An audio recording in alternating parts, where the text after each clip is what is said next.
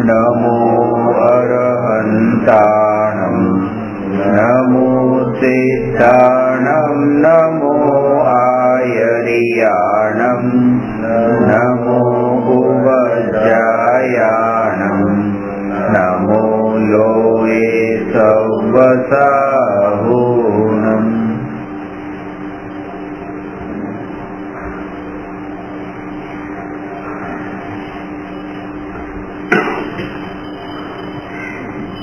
प्रश्न नंबर 245 आत्मा में 6 सामान्य गुणों घटित करो। में 3 गुण पर चर्चा थई थी। पहलू अस्तित्व गुण कि अस्तित्व गुण ना कारणे आत्मा अनादि अनंत टकीने रहे छे। वस्तुत्व गुण ना कारणे आत्मा में अनादि अनंत जाणवा रूप कार्य चालू ज रहे छे।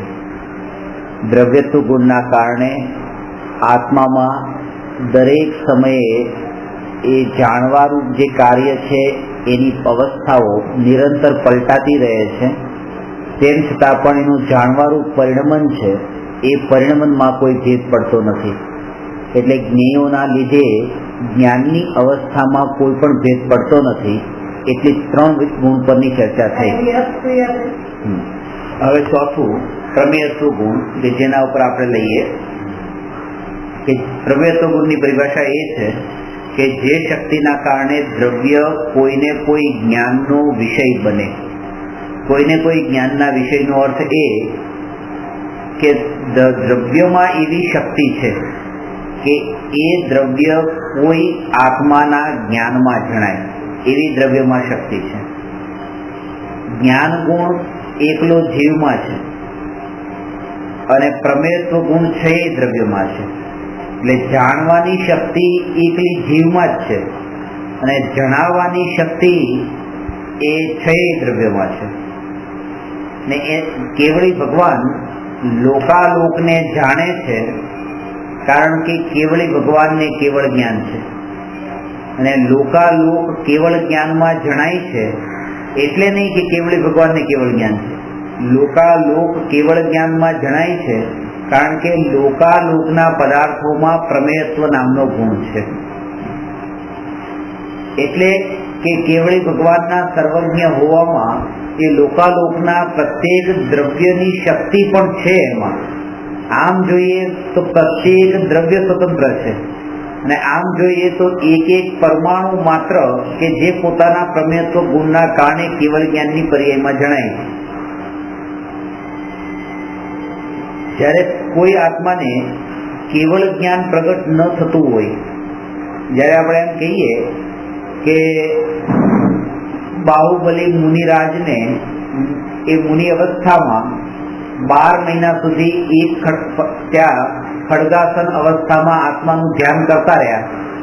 ખરેખર તો એ આત્માનું ધ્યાન તો નહોતું જ નહીં। 1 વર્ષ સુધીનું આત્માનું ધ્યાન તો અંતર્મુહૂર્ત હોય તો કેવળ જ્ઞાન થાય અને 1 વર્ષ સુધી ધ્યાન કર્યું તો કેવળ જ્ઞાન ન થયું। અંતર્મુહૂર્તનો અર્થ 48 મિનિટથી અંદરનો સમય, એને કહેવાય અંતર્મુહૂર્ત। મુહૂર્તનો અર્થ છે 48 મિનિટ। 2 ઘડીનું એક મુહૂર્ત હોય। 1 ઘડીમાં 24 મિનિટ ને 2 ઘડીમાં 48 મિનિટ એ મુહૂર્ત। ને મુહૂર્તથી એક સમય ઓછો, 2 સમય ઓછો સમય એનું નામ છે અંતર્મુહૂર્ત।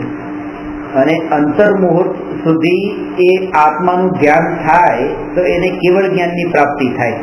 એટલે બાહુબલી મુનિરાજને આત્માનું ધ્યાન તો હતું નહીં, પણ કે કેમ નહોતું કે ઉપયોગ આત્મામાં સ્થિર નહોતો। પણ બીજી બાજુ એમ પણ છે કે જેવી કે પુરુષાર્થ ઓછો પડે છે એટલે હજુ કેવળ જ્ઞાન નથી થતું। કે જેવો પુરુષાર્થ વધશે એટલે કેવળ જ્ઞાન થશે। 10 વાગે કેવળ જ્ઞાન ન થયું, 11 વાગે ન થયું અને 12 વાગે કેવળ જ્ઞાન થયું।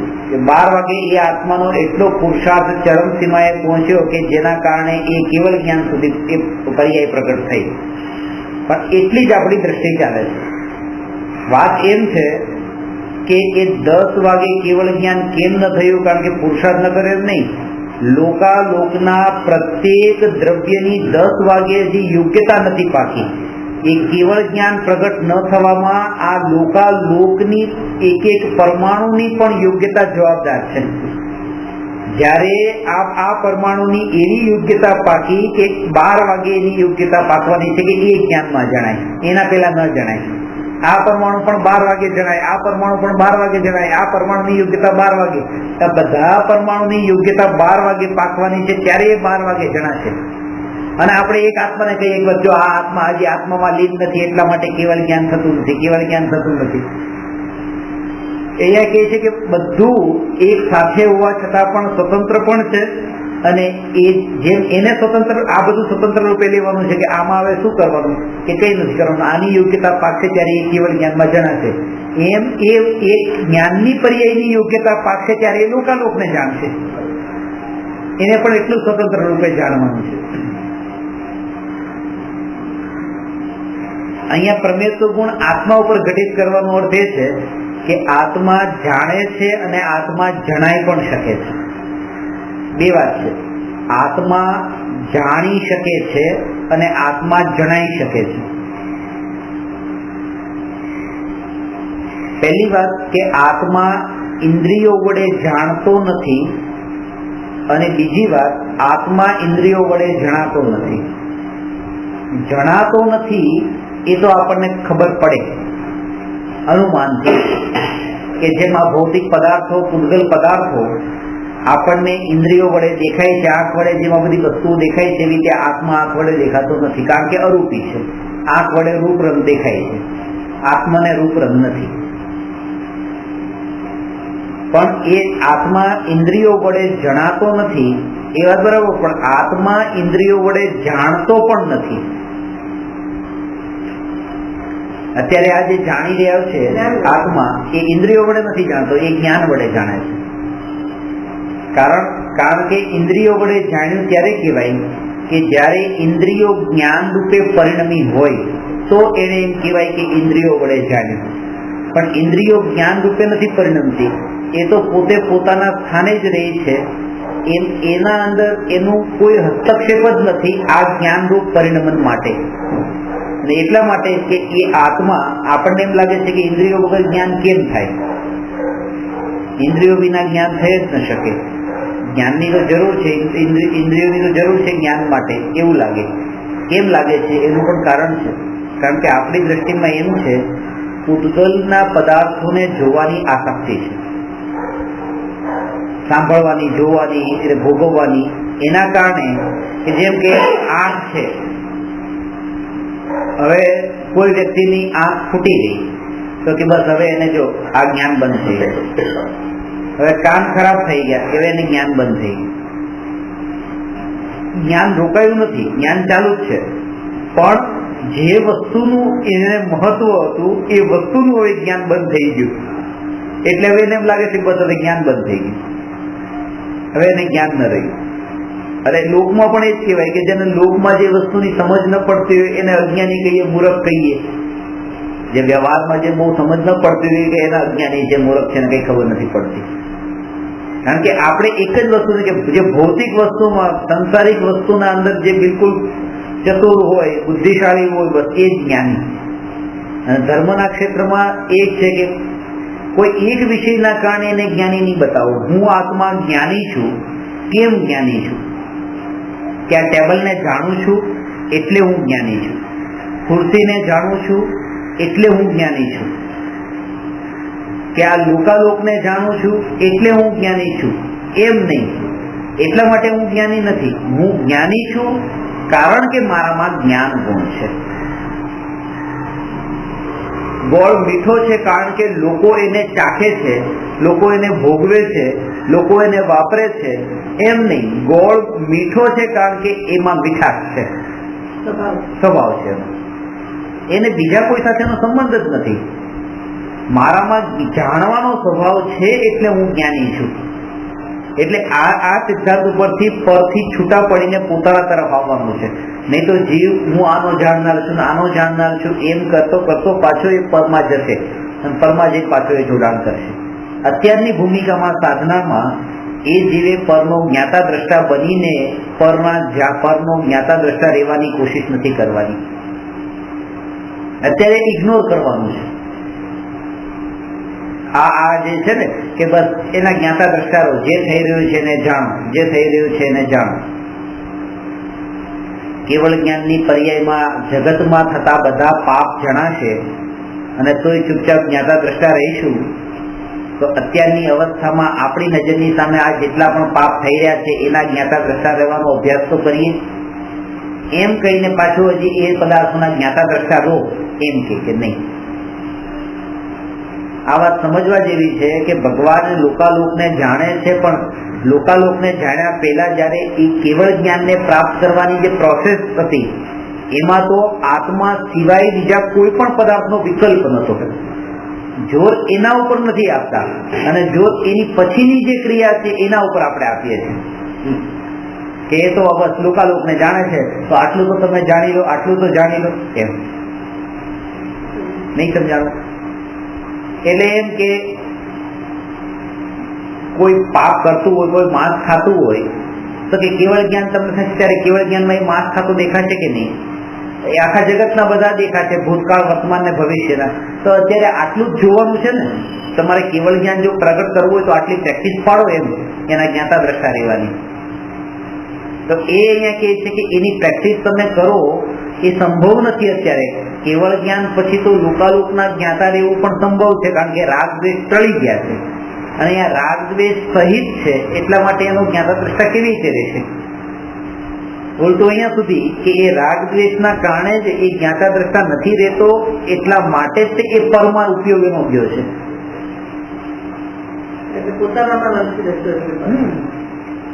આ જ્ઞાન છે, જ્ઞાન ભાગતું નથી. એ જ્ઞાનને ખેંચીને લઈ જવા વાળો જે છે એ રાગ છે, એ જ રાગાદી ભાવ છે.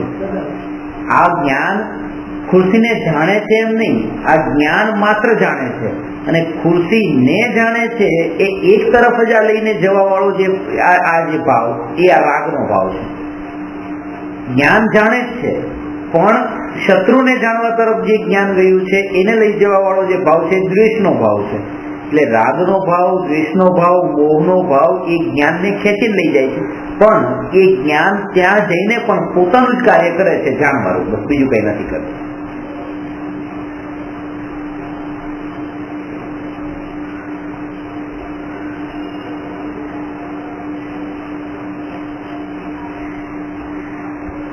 અને આવા કોણ શું કરે છે એના ઉપર જયારે આપણો ઉપયોગ ગયો, જેટલી પણ જગતના સંબંધમાં અત્યારે જાગૃતિ છે એટલી આત્માનુભૂતિ દૂર છે અત્યારના લેવલ સ્ટેજમાં. તો એ જગત માટે એટલે સમયસારમાં પણ કીધું છે કે જે વ્યવહારમાં પાકા છે એ નિશ્ચયમાં સૂતા છે. નિશ્ચયમાં સૂતા છે, વ્યવહારમાં જાગે છે, નિશ્ચયમાં સૂતો છે. એટલા માટે કારણ કે વ્યવહારમાં જ એટલો જ લીન તલ્લીન છે કે ના જો અમે તો એક પણ લગ્ન છોડતા નથી, બધા લગ્ન એટેન્ડ કરીએ, વ્યવહારમાં અમે પાકા છીએ. કોઈ પણ ને ત્યાં કોઈ પ્રસંગ હોય એ પ્રસંગમાં અમે હાજરી આપવાનું ચૂકતા નથી. એમ કહીને એ પોતે વાતને બતાવે છે કે અમારું ધ્યાન એટલું તેના ઉપર પડેલું હોય છે કે કોની કંકોત્રી આવી, કેટલા તારીખે લગ્ન છે, કેટલા વાગે પહોંચવાનું છે, બધું અમારી નજરમાં એ જ હોય છે. એટલે વ્યવહારમાં જે જાગૃત છે એ નિશ્ચયમાં સૂતો છે, એની પાસે સમય જ નથી નિશ્ચયનો વિચાર કરવાનો હોય છે, કારણ કે આ વ્યવહારમાં જ અટકી ગયો છે. અને ક્યારેક તો એવું બને છે કે વ્યવહાર એ નથી હોતો, એ મોહાશક્તિ જ હોય છે અને મોહાશક્તિમાં પણ એ પોતે ધર્મનું એક અંગ બનાવીને અને બીજાની પાસે એવું બતાવીને પોતે બચાવ કરી લે. એ તમને ના ખબર પડે આ વ્યવહાર તો કરવો જ પડે, આ વ્યવહાર તો કરવો જ પડે. અને એ જ્ઞાની જે વ્યવહારને છોડવા યોગ્ય કહેતા હોય એ વ્યવહારને એ પોતે ઉપાદેય બતાવી દે, જ્ઞાનીને ખોટા પાડી દે. કારણ કે એની જે દ્રષ્ટિ છે એની દ્રષ્ટિ એના પૂરતી જ છે. એટલે દરેક જીવની પોતાની દ્રષ્ટિ પોતાના ઉપર છે. હું ઘણી વખત કોઈ વ્યવહારની વાત કરું, તમે એમ કહો ને કે ના તો સર આમાં નહીં, આ વ્યવહારમાં આમ જ રહેવું પડે, વ્યવહારમાં રહેવું પડે, ના કે ના આમ નહીં, હું કહું છું આમ જ હોય કે ના વ્યવહારમાં તો આમ જ હોય, વ્યવહાર તો કરવો જ પડે, વ્યવહારમાં તો આમ બોલવું જ પડે, મોઢે બોલીએ તો જ ચાલે, બોલ્યા વગર એને સમજાય નહીં. એમ કરીને આપણે અંદરની વૃત્તિને જ પોષતા હોઈએ છીએ. ત્યારે એ વાતનો એક પણ માટે વિચાર નથી આવતો કે અત્યારે જે મારી માન્યતા છે શું એ માન્યતા ખોટી ન હોઈ શકે? ભલે મને અનુભવ થયા છે કે આજ સુધી વ્યવહારમાં જો મેં આમ કર્યું હતું તો મને આમ થયું હતું, વ્યવહારમાં ભૂલ કરી તો મને આમ થયું હતું, પણ તેમ છતાં પણ હવે વ્યવહાર કરવો જોઈએ આ માન્યતા પણ ખોટી ન હોઈ શકે? હોઈ શકે છે. અને એ જ્ઞાની એ જ વાતને બતાવે છે કે તમને નિશ્ચયનું બળ એટલું હોવું જોઈએ, એટલે કે આ વ્યવહારના નામે કે જાણવું દેખવું આ બધાનું જ્ઞાતા દ્રષ્ટા રહું, એમ જ્ઞાતા દ્રષ્ટા નહીં, પોતાનો જ જ્ઞાતા દ્રષ્ટા પોતાનો જ વિચાર કરે, બસ પોતાનો વિચાર કરે, એમાં પોતાના શરીરનો પણ નહીં, એ પણ પરમાં ગયું ને એટલા માટે પોતાના શુદ્ધ ત્રિકાળી સ્વભાવનો જ વિચાર ચાલે, બીજો કોઈ વિચાર નહીં. સંસ્કાર એવી રીતે દ્રઢ કરે. પ્રમેય તો ગુણના કારણે આત્મા તો અરૂપી છે, તો એને કેવી રીતે જાણવો, એ કેવી રીતે જણાય, અરૂપી આત્મા કેવી રીતે પકડાય? તો પહેલા તો એનું સમાધાન કરે છે પ્રમેયત્વ ગુણમાં કે આત્મામાં પ્રમેયત્વ ગુણ છે એટલે આત્મા જણાય. એટલે એક કામ તો થઈ ગયું કે જેવી રીતે કે પ્રત્યેક દ્રવ્ય ટકીને રહે છે કારણ કે અસ્તિત્વ ગુણ છે એટલે ચિંતા મટી ગઈ, તો એવી રીતે કે આત્મામાં પ્રમેયત્વ ગુણ છે એટલે આત્મા જણાઈ શકે છે. હવે કેવી રીતે જણાય?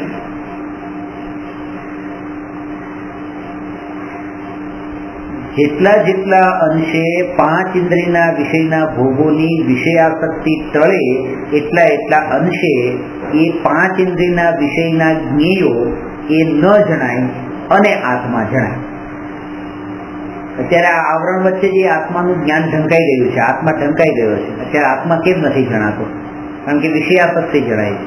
લોકમાં આપણે મનો કોઈ વ્યક્તિ છે, કોઈના આત્માને આપણે દુઃખ પહોંચાડીએ છીએ, મારે આ વસ્તુ જોતી છે ને એ વસ્તુ એની પાસે લીધી અને હું લઈને જ રહીશ, અને એના આત્માને દુઃખ પહોંચ્યું. કેમ પહોંચ્યું? કારણ કે પૂતગલમાં વધારે રુચિ છે, તો એ વિષયની આસક્તિ એટલી હોવાને લીધે આત્મા ઉપર દ્રષ્ટિ જ નથી જતી કે એને દુઃખ પહોંચે છે, શું થાય જવા દો. જેમ વ્યવહારમાં પણ વિષયાસક્તિના કારણે આત્મા ઉપરની દ્રષ્ટિ હટી જાય છે, તો અહીંયા એ જ વાતને બતાવે છે કે અધ્યાત્મના ક્ષેત્રમાં પણ પોતાના આત્મા ઉપર દ્રષ્ટિ કેમ નથી જતી? કારણ કે વિષયોની આસક્તિ છે. ઊંડે ઊંડે ઊંડે પોતાનું ચિંતનની ધારા પણ એવા પ્રકારની ચાલે છે જે શરીરરૂપ છે. વિચાર આખા દિવસમાં જે આવે છે એ વિચારો પણ એવા પ્રકારના જ આવે છે જે શરીરથી જ સંબંધિત છે. કે આજે બપોરે શું કરવાનું છે, બપોરે જમવાનું છે, સાંજે ચાલવા જવાનું છે, પછી રાત્રે લગ્નમાં જવાનું છે.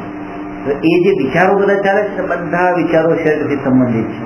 જમવાનું છે તો એ શરીરનું, ચાલવાનું છે આ શરીરનું. એવું ચિંતન જ નથી કે આજે શું, બસ જાણવાનું છે, બપોરે 12 વાગે જાણવાનું છે, જમવાનું નહીં. જમવાનું એ જમતી વખતે એને જાણવાનું છે, ચાલતી વખતે કે ત્યારે મારે જાણવાનું કામ છે, બહાર જતી વખતે ત્યારે પણ જાણવાનું જ કામ છે. તો દરેક સમયે મારું પોતાનું કાર્ય જાણવા રૂપ જ છે, અને એ બાઉન્ડ્રીની બહાર, એ સીમાની બહાર હું ક્યાંય જતો નથી. બસ ભલે પછી એને લાગે જ નહીં કે પોતાના ઘરમાંથી બહાર નીકળ્યા, કેટલા દૂર સુધી ફરીને આવ્યા, અમેરિકા ફરી આવ્યા, પાછા આવ્યા, અમેરિકા ફરીને આવ્યા. જ્ઞાનીને અંદરમાં એ જાગૃતિ છે કે હું અમેરિકા ફરી નથી આવ્યો, હું પોતાનામાં જ છું, પોતાની બહાર ક્યાંય ગયો જ નહોતો. ભલે ત્યાં સુધી પહોંચી ગયા તો પણ, કારણ કે જ્ઞાનીનું અસ્તિત્વ પોતાનું જ્ઞાન સ્વભાવમાં છે, અને જ્ઞાનની બહાર ક્યાંય ગયો જ નથી. જ્ઞાનની બહાર ક્યાંય ગયો નથી એ વાતની જાગૃતિના લીધે એ જ્ઞાનીને કોઈ પણ ક્ષેત્રમાં કોઈ પણ વિકલ્પોની જાળમાં હોવા છતાં પણ પોતાની મર્યાદાની બહાર ગયા નથી એવી પ્રતીતિ છે, શ્રદ્ધા છે.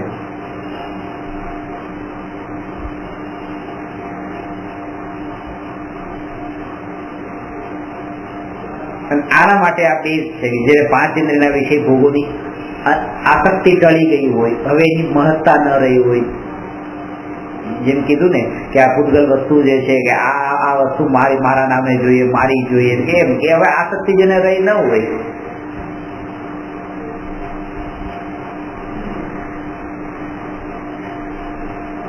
વસ્તુ મળે છે એ પુણ્યના ઉદયથી, અને એનું માલિકી પણ કરવાથી નવો પાપનો બંધ થાય છે.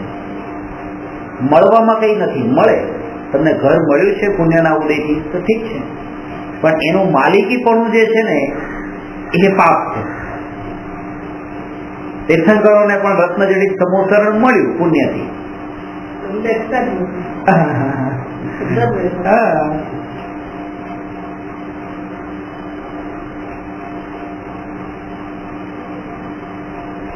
અત્યારે શરીરથી તો અધર ન રહી શકીએ, પણ ભાવોથી અધર રહી શકીએ. એની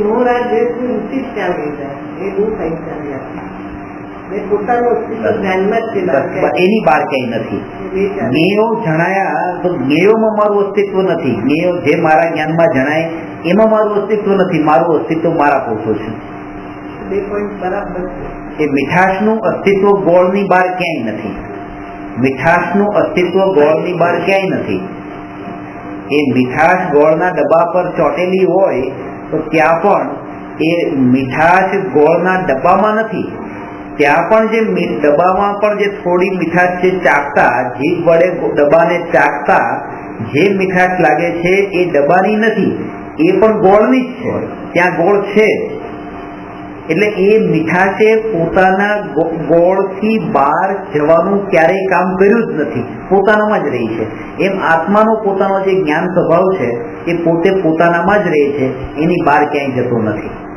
એ વાતની જાગૃતિ જો રહે, એ વાતનું તત્વનું ચિંતન જો રહે, એ ચિંતનના બળે ત્યાં એ ચિંતનના બળે જ્ઞાન એકલું જ પકડમાં આવે છે. ત્યાં જ્ઞેય પકડમાં આવતું નથી. એકલી જ્ઞાનની અનુભૂતિ એ જ આત્માની અનુભૂતિ, કારણ કે જ્ઞાન ને આત્મા ત્યાં અલગ નથી.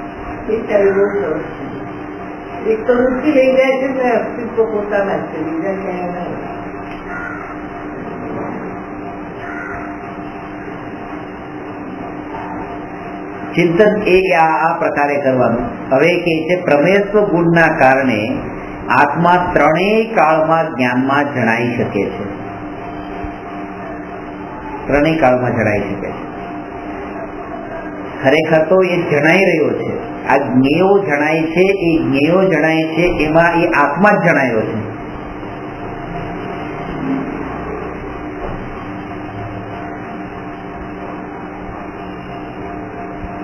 પણ દ્રષ્ટિ એના ઉપર નથી. અંધારું હતું અને સૂર્યના કિરણો અહીંયા પડતા આપણને આ બધા પદાર્થો દેખાયા, તો એ પદાર્થો દેખાયા એટલે પદાર્થો નથી દેખાયા, ત્યારે આપણને સૂર્ય દેખાણો છે. પણ આ પદાર્થોની આસક્તિ હોવાના લીધે આ પદાર્થોની જ અનુભૂતિ થાય છે, સૂર્યના કિરણોની અનુભૂતિ નથી થતી. આસક્તિ એની છે અત્યારે, કારણ કે જો આ પદાર્થ તો પહેલા પણ હતો, એ પદાર્થની અનુભૂતિ કેમ ન થઈ? એટલે હવે જે અનુભૂતિ થઈ છે એ અનુભૂતિ આ કિરણોની થઈ છે, જે પહેલા નતા એની અનુભૂતિ છે. પણ એની અનુભૂતિ થાય છે, પ્રકાશની અનુભૂતિ થાય છે. જયારે અહીંયા અંધારું છે, લાઈટ ચાલુ કરું છું ત્યારે આ બધી વસ્તુ મને દેખાય છે. આ વસ્તુ દેખાય છે એમાં મને આ પ્રકાશ દેખાઈ રહ્યો છે. મૂળ તો પ્રકાશ છે, આ પ્રકાશની જ અનુભૂતિ છે. પણ મને એ પ્રકાશમાં અત્યારે એટલો રસ નથી, મને આમાં રસ છે. એટલા માટે મને એમ જ લાગે છે કે આ બધી વસ્તુ મને દેખાઈ રહી છે. એટલે એ જયારે એ વસ્તુને બતાવે છે ત્યારે પોતે કેટલી એક્ટિવ છે એ વાતને બતાવે છે. ટોર્ચ પણ આમ કરીએ ત્યારે વસ્તુ આપણને દેખાઈ ગઈ, વસ્તુ મળી ગઈ ત્યારે એ આ ટોર્ચ ની મહિમા છે કે એ કેટલી એક્ટિવ છે, પોતાનું કામ ચાલુ છે. એમાં બધી વસ્તુને હું જાણું છું, એના ઉપરથી આત્માનું જાણપણું, જે જાણવા રૂપ જે સ્વભાવ છે એ કેટલો ત્યાં એક્ટિવ છે એ ખબર પડે. અને આ ત્રણેય કાળમાં આ કામ થઈ રહ્યું છે. એટલે સમયસારમાં એ કીધું છે આબાળ ગોપાળ સર્વને આ આત્મા જ અનુભવમાં આવી રહ્યો છે. જાણવાનું કામ ન કરે તો ક્યાં દેખાવાનું? અત્યારે બધા જીવોને આ જણાઈ રહ્યો છે આત્મા. બધા આત્માને જાણે છે, આત્માને જ જાણે છે. પણ અનુભૂતિ એ એવી કરે છે કે હું આ પદાર્થને જાણું છું. એ જ એની અજ્ઞાનતા છે. નહીં તો એ જ્ઞાની કહેવાય, નહીં તો એ જ્ઞાની કહેવાય, નહીં તો વિતરાગી થાય, નહીં તો સુખી થાય, નહીં તો મુક્ત થઈ જાય. પણ એ કેમ નથી થતો? કારણ કે એ મીઠાશનો આનંદ લઈ રહ્યો છે એ ગોળનો, અને માને છે એમ કે આ ડબ્બામાંથી મને મીઠાશ મળી રહી છે. કારણ કે એને જીભ ડબ્બા ઉપર કરી એને ગોળ દેખાતો નથી. એટલે જેના એના લેયર છે એના કારણે એની આંખમાં તો એને ડબો જ દેખાણું, બીજું કઈ ન દેખાણું. એટલે એને એ રીતે કે એને આ આત્મા એટલું સૂક્ષ્મ છે કે એ દેખાતો નથી અને આ પદાર્થો જ દેખાય છે. એટલે એને એમ જ લાગે છે કે આ બધી અનુભૂતિ હું પદાર્થોની કરી રહ્યો છું. અને જ્યારે એવી શ્રદ્ધા થાય છે કે દરેક સમયે અનુભૂતિ હું મારા જ્ઞાનની જ કરી રહ્યો છું, મારા જ્ઞાનની જ અનુભૂતિ થઈ રહી છે, ત્યારે પછી એ પ્રશ્ન થાય કે હવે હું કોના ઉપર આ બધું જે છે એમાં કોના ઉપર રાગ કરું, કોના ઉપર દ્વેષ કરું? કારણ કે જે કઈ પણ અનુભવમાં આવી રહ્યું છે એ જ્ઞાન છે. પેલા તો રાગ એટલે થતો હતો કારણ કે એમ લાગતું હતું કે મેં તમારી અનુભૂતિ કરી, તમારી અનુભૂતિ કરી. પણ જયારે તમારી અનુભૂતિ કરી જ નથી તો હવે રાગ અને દ્વેષનો ભાવ પણ ત્યાં રહેતો નથી.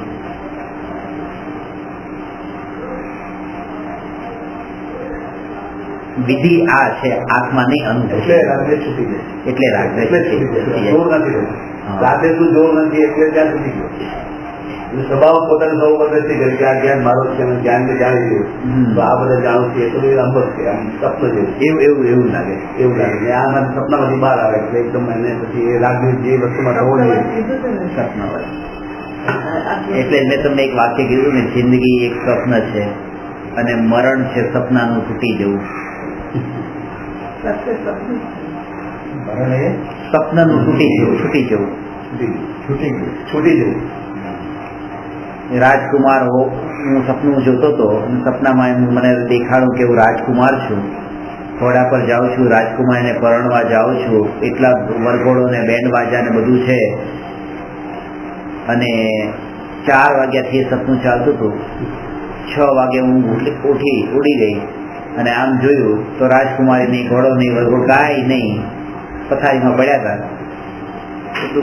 આ જ સ્થિતિ છે કે અત્યારે બેંકમાં કરોડ રૂપિયા છે, કરોડ રૂપિયાની પ્રોપર્ટી છે, છોકરા છે, બૈરા છે, આ બધું જ અત્યારે જિંદગીમાં છે. આ બધું સપનું જ જોઈ રહ્યો છું. જેવું મરણ થયું, બિલાડીમાં જન્મ થયો, આંખ ખોલી જોયું તો બાજુમાં કશું જ હતું નહીં. એટલે એ છે કે જિંદગી એક આ સપનું છે અને મરણ સપનાનું તૂટી જવું છે. અને એ સપનામાં જ્યારે રાજકુમારીને પરણવા જતો હોય ને કોઈ એને જગાડે કે ભાઈ ઉઠ, એને ઉઠવાનું ગમતું નથી. એને ગમે છે સપનું જોવું, હજી ગમે છે. જ્ઞાની આને જગાડે કે ભાઈ જાગી જાતું, આ સપનામાંથી બહાર નીકળે, એને નથી ગમતું. એને એમ જ લાગે છે કે ના, આ બધું હું કરું છું બધું બરાબર છે, આ હકીકત છે. આટલી જ અનુભૂતિને પ્રતીતિ જો થાય તો પણ એ વિષયોથી છૂટો પડી જાય.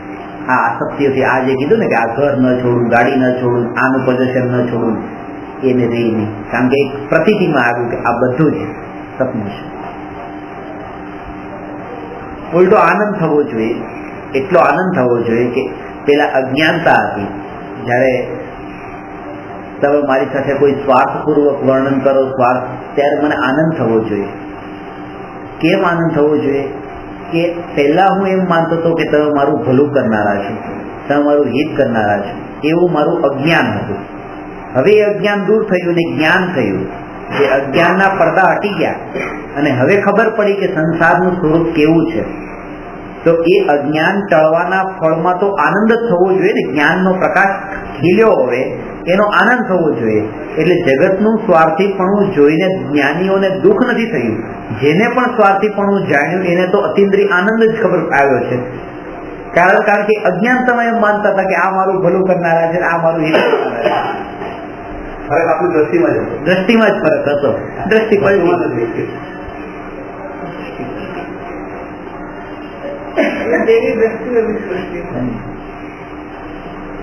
અને આ સપનામાં જે લડાઈ ચાલતી હોય કે ના ભાઈ આટલા પૈસા તો મારા ને, આટલું ઘર મારું ને, આ ગાડી મારીને આપણે સપનામાં કોઈ સાથે ઝઘડતા હોઈએ તો એ ઝઘડો આપણને કેટલો મૂર્ખતા જેવો લાગે કે સપનું આવે છે પછી સપનામાં મળેલી વસ્તુમાં પણ આટલો ઝઘડો કરવાનો, આટલો રાગ દ્વેષ કરવાનો, કટાઈ કરવાનો. અત્યારની સ્થિતિ આ જ છે. 2 વર્ષ, 5 વર્ષ, 10, 20 વર્ષ માટેનું જ અત્યારે આમ નજરની સામે મરણ નથી લાગતું અને અહીંનું ક્ષણિકપણું નથી લાગતું. એ ક્ષણિકપણું લાગે તો એ જ્ઞેયથી દ્રષ્ટિ હટે, એની આસક્તિ પણ હટે.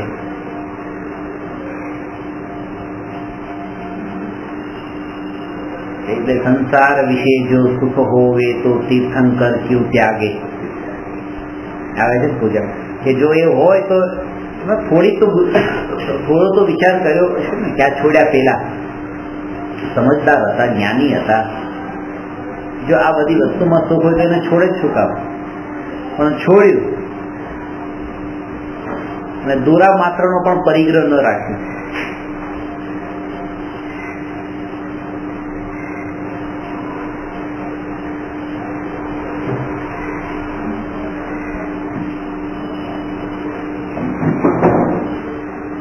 મેં એક જગ્યાએ વાંચ્યું હતું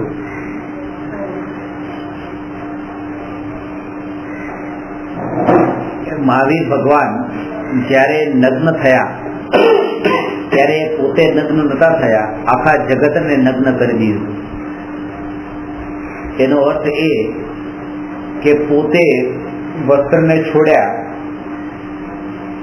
એનો અર્થ કે હવે આ જગતમાં જેટલાએ પણ વસ્ત્ર પહેર્યા છે એ વસ્ત્રનું કઈ મૂલ્ય નથી. કોઈ વ્યક્તિ વસ્ત્ર વિનાનો તમારી સામે આવીને ઉભો રહી જાય એનો મતલબ એ કે હવે આ જે તમે છો એટલે એ વાતને પ્રૂવ કરી રહ્યો છે કે આ તમારી પાસે છે એના વિના પણ જીવન સંભવ છે, જો આ જીવન બતાવું છું. એનો અર્થ કે હવે તમારી પાસે આ બધું છે એ બધું નકામું છે.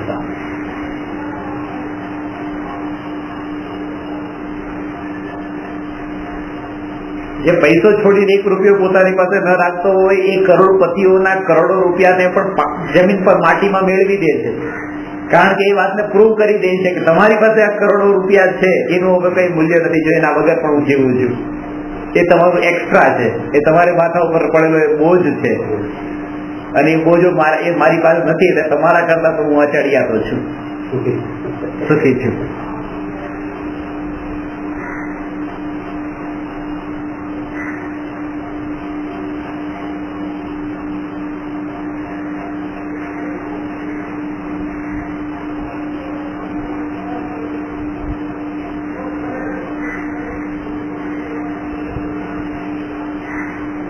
અજ્ઞાન દશામાં એને એકલું સુખી થવામાં આનંદ નથી લાગતો, સુખ એનું ધ્યેય નથી, પણ સુખની સાથે સુખને વ્યક્ત કરવા પણ માંગે છે. પોતે એકલા આનંદમાં સુખમાં હોઈએ પણ કોઈને ખબર ન પડતી હોય કે હું સુખમાં છું, તો આવું આ સુખ પછી એના માટે દુઃખ બની જાય છે. એ દુઃખ બની જાય છે.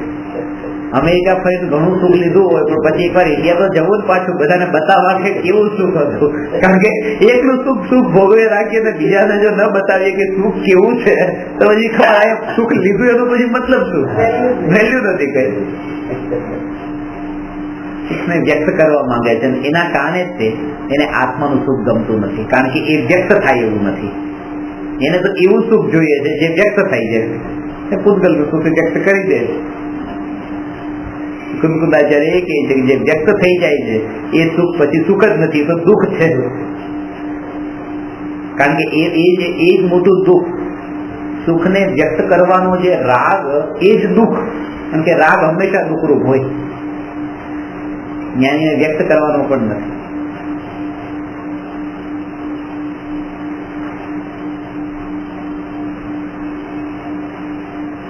એ તો પોતે એકાંતમાં કે રસ્તા ઉપર ભીડમાં કોઈને એક એવો કિંમતી હીરો મળે અને પછી એ હીરાને ત્યાંથી લઈ લે અને પોતાના ઘરે લાવે અને રૂમ બંધ કરી દે અને પછી એ હીરાને બિલકુલ નિરખીને જોઈને એનો આનંદ લે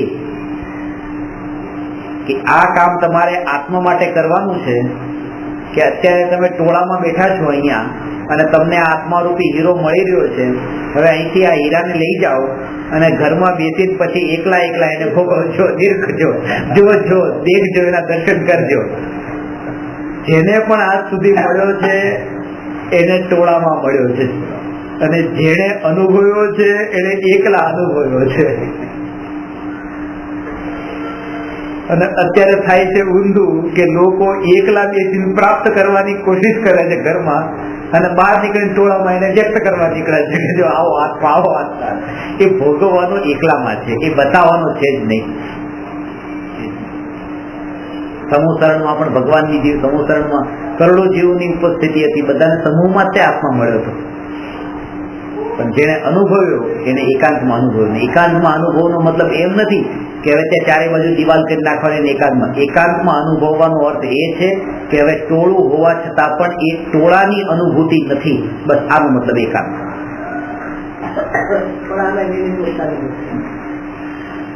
અત્યારે હું અહીંયા છું અને તમે મારી સામે બેઠા છો, તેમ છતાં પણ મને તમે ન દેખાવ, તો એવી જયારે મારી દશા આવે એ દશાનું નામ છે કે હવે હું એકાંતમાં જતો રહ્યો છું. એકાંતનો અર્થ એમ નથી કે તમને છોડી દો, કારણ કે તમને છોડી દીધા પછી તો બાર વનમાં જઈશ તો તમને ઝાડ દેખાશે, ત્યાં પશુ પક્ષી દેખાશે, ત્યાં બીજું કઈ ને કઈ દેખાશે. છોડવાનો એકાંતનો અર્થ એ છે કે તમારી દ્રષ્ટિમાં ભલે સામે પદાર્થો હોય પણ તમારી દ્રષ્ટિમાં ન આવે. બસ આનો અર્થ એકાંત.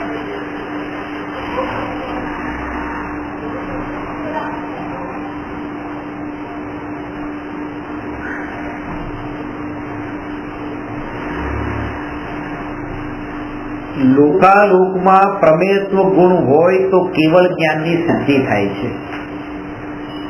એટલે કે આ બધા પદાર્થોમાં જણાવવાની પણ શક્તિ છે. ભગવાનના જ્ઞાનમાં એ જણાય છે કારણ કે આમાં એ શક્તિ છે. આ જૈન દર્શન જ એક એવું દર્શન છે કે જે આપને બતાવે છે કે પરમાણુ પણ આટલો જ શક્તિશાળી છે.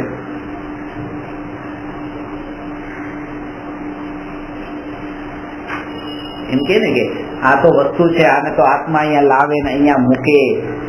આનામાં શું સમજ પડે? એ પોતાની જાતે કેવી રીતે આવે, પોતાની રીતે કેવી રીતે આવે? એને તો પગ નથી, એ કેવી રીતે આવે? એમ જૈન દર્શન એ કહે છે કે આ વસ્તુ દરેકે દરેક પરમાણુ માત્ર એ પોતાની શક્તિ અનુસાર, પોતાની યોગ્યતા અનુસાર, પોતાની અનાદિ અનંત ધારા પ્રવાહ રૂપ જે પર્યાયનો ક્રમ છે એ ક્રમને અનુસરતી એ પર્યાય પરિણમન કરે છે.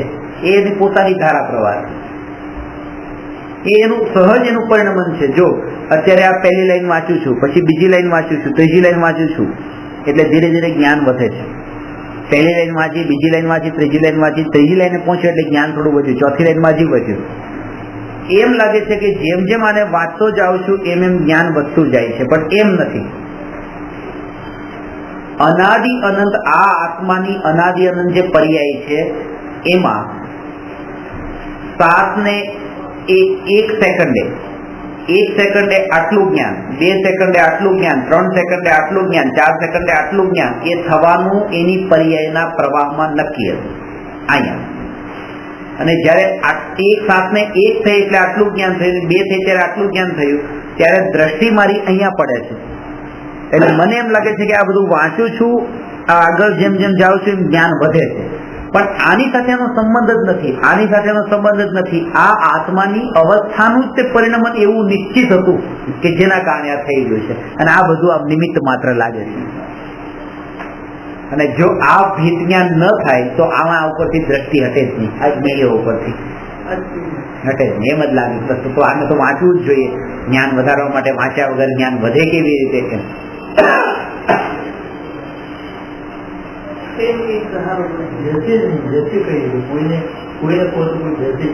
અજ્ઞાનીને ન બેસે, જ્ઞાનીને બેસે, સીધી વાત છે.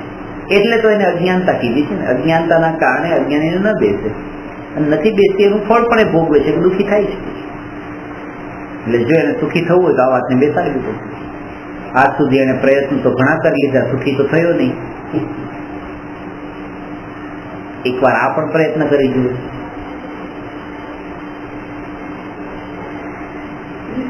અને શ્રદ્ધા અને આનો વિચાર પણ નથી કરતો. ખાસ એકવાર વિચાર પણ આવે ને, વિચાર પણ આવે તો એ કશાયો એના મંદ પડે છે, પાતળા પડે છે.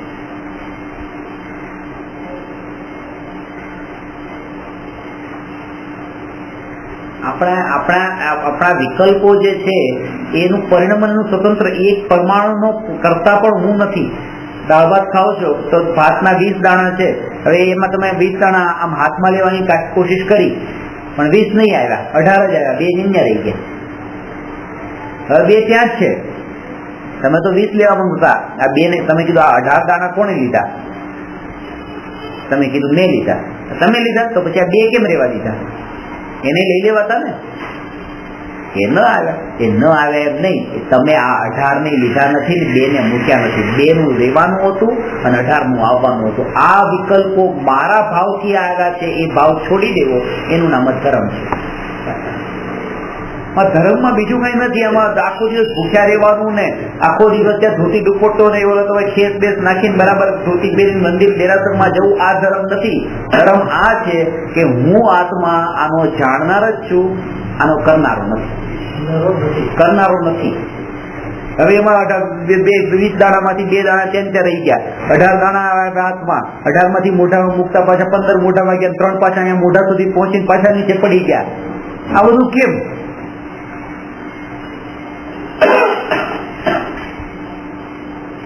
અરે તમે વિચાર કરો કે તમે તો અહીંયા છો, આ સિવાય આ જગત આખું આટલું વિશાળ છે, એના અંદર આ બધા જે કાર્ય ચાલે છે, સવારની બપોર ને બપોરની સાંજ ને સાંજની રાત થાય છે, આમાં તમે શું ભાવ કરો છો? કઈ નહીં, તો એ પોતાની રીતે થઈ જાય છે ને. તો એમ સમજો કે આ બધું પણ સંચાલન પોતાની રીતે થશે અને થઈ રહ્યું છે. ચિંતા છોડી દો, વિચાર છોડી દો. સંચાલન કરનારું કોણ છે? એ છે ને સંચાલન. કોનું સંચાલન? કે જેનું સંચાલન, જે આપણે વાત કરીએ એનું સંચાલન કરનાર એ પોતે. અને એ જૈન દર્શનની આ વિશેષતા છે. એ કહે છે કે કોઈને કોઈના ઉપર આધીન નહીં કરો, ડિપેન્ડ નહીં કે આના કારણે આનું ને આના કારણે આનું ને એમ નહીં.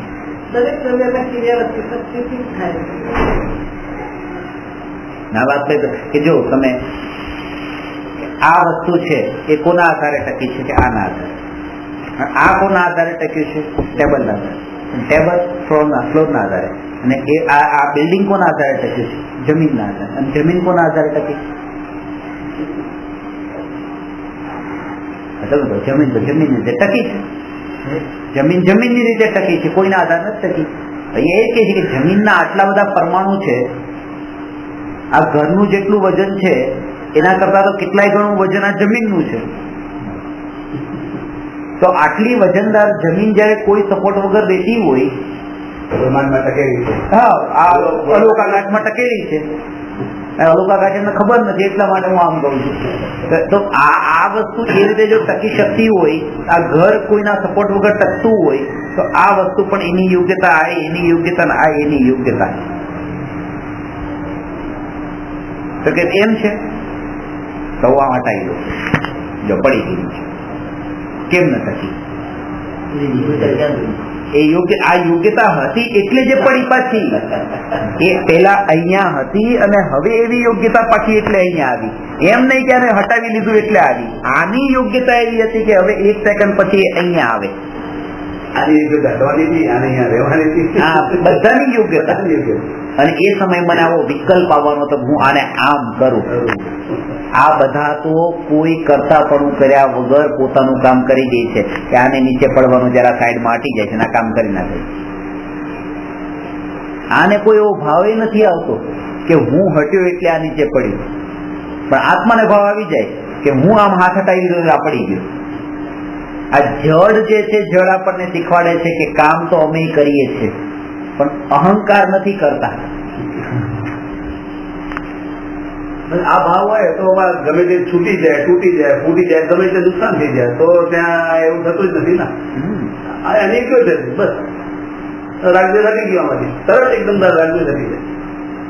આની યોગ્યતાથી તૂટવાની નથી, ગમે તેવી કિંમતી હોય, ગમે તે વસ્તુ હોય, થોડો ની ગજબોની હોય. હવે આની યોગ્યતા એવી જ હતી તો ત્યાં રાજ્ય ત્યાં એનો કાળ પાકી જશે. આપણા દિમાગમાં આવી ગયો કે આનો કાળ પાક્યો એટલે શું. આ દરેક સમયે આ ભેદ જ્ઞાન માટે, આ ચિંતન માટેનો આ વિષય છે.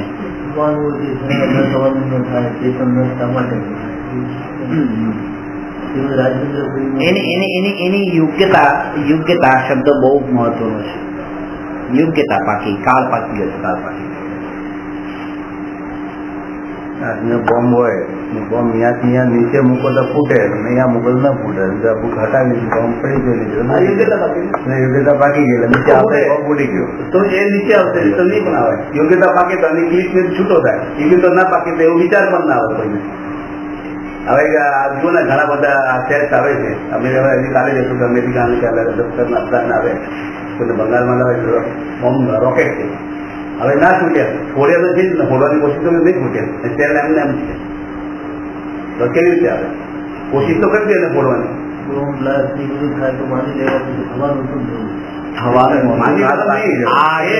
જો તમને એક વસ્તુ કહું કે મહાવીર ભગવાનના નિર્વાણ પછી 2500 વર્ષે ભારતની આ ભૂમિ પર આ ક્ષેત્રે આવા પ્રકારનું જ વાતાવરણ હોય આમ છે. હવે હું એમાં વિકલ્પ કરીને જોડું કે ના આતંકવાદ મટવો જ જોઈએ, દેશમાં ભ્રષ્ટાચાર મટી જ જવો જોઈએ, હવે આમ થવું જ જોઈએ, આ બધા વિકલ્પો આ બધા કરીને થાક્યા, આવીને પોતાના મનુષ્ય ભાવને વેડફીને ગયા. શું થયું?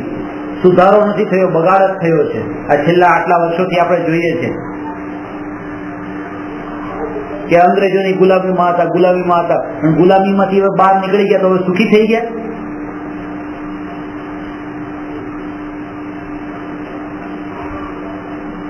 ત્યારે કમસે કમ અંગ્રેજોની ગુલામીમાં રહીને ડિસિપ્લિન થી તો ચાલતું હતું, તો એ ડિસિપ્લિન નીકળી ગઈ. એક રાણી હતી, અત્યારે તો કેટલા રાજા રાણીઓ હતી. તો આજે એટલા મિનિસ્ટરો એટલા જ રાજા.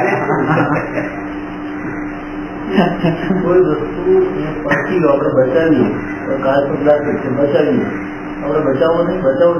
બચાવવાનો ભાવ તમને આવશે, આવી ગયો પડે તો બચાવવાનો ભાવ આવે, પણ એ તમને ઓલવેઝ એ વાતની અવેરનેસ હોવી જોઈએ કે આવા તો મને કેટલાય ભાવ આવે છે પણ બધા ભાવ નથી થતા ને. એનો મતલબ કે એ ભાવથી આ બચ્યું છે, એનું અહંકાર મારે ન કરવું છે. હવે ક્રિકેટરો 4 મારે કે 6 મારે, કોશિશ તો કરી છે ખેલાડી તો મારા હાથમાં જ કેચ આવે, કેટલી કોશિશ કરેલી, 50 વારમાં 10 વાર આવે છે, 40 વાર નથી આવતો.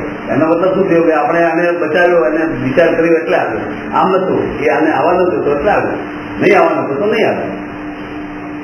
આપણે બચાવવાની કોશિશ કરી, આપણે કોશિશ શાના માટે વિકલ્પ આવે, આવો વિકલ્પ એની યોગ્યતા હતી એ વખતે, એની યોગ્યતા હતી કે એ રીતે વિકલ્પ આવે, એ વિકલ્પ અનુરૂપ આપણે કાર્ય કરીએ છીએ. આપણે લાગે છે કે મેં કર્યું છે, બસ આ દ્રષ્ટિ બદલાવાની. હવે એને બોલ ફેંક્યો અને બિલકુલ મિડલ સ્ટમ્પ પર ફેંક્યો.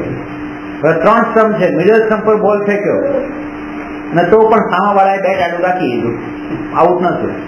અને પેલા આ સ્ટમ્પ ઉપર ફેંક્યો, આના કરતા તો વધારે પરફેક્ટ હતો પણ તોય આઉટ ન થયો. અને આ સ્ટમ્પ પર ફેંક્યો, કોઈ વખતે એનું બેટ ન આવ્યું, આ સ્ટમ્પ આઉટ થઈ ગયું.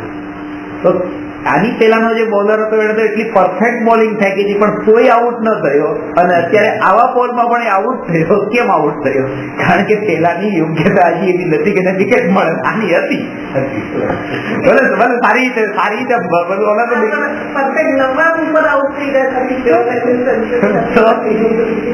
कैच पकड़े हमने अहंकार ने कहना कि मैं पकड़े तो विकल करने के पकड़ना तो पकड़ी અહંકાર કર્યો એ એટલે કે હું પકડ્યો યોગ્યતા એટલે રાજ્ય છોડી, રાજ્ય છોડવાના કારણ છે આ બધી જે વસ્તુ જે સમજાવી છે, રાજ્ય કરી દે બસ. આ મેં કર્યું એ કરતા પણ ગયું તો અહીંયા પાક છૂટી જતો. કરતા પણ એ તો સમ્યક દ્રષ્ટિ નથી એટલે આવું થાય. દરેકની એ સ્થિતિ છે. દરેક મિથ્યા દ્રષ્ટિ. તમને એક વસ્તુ બતાવી દઉં કે એના ફિલ્ડમાં એ કરે છે, આપણા ફિલ્ડમાં આપણે કરીએ છીએ. એક નાની નાની વાતમાં પણ ખુશ થવું, દુઃખી થવું, આનંદમાં આવવું, બધાની આ સ્થિતિ છે. આ સ્થિતિ છે.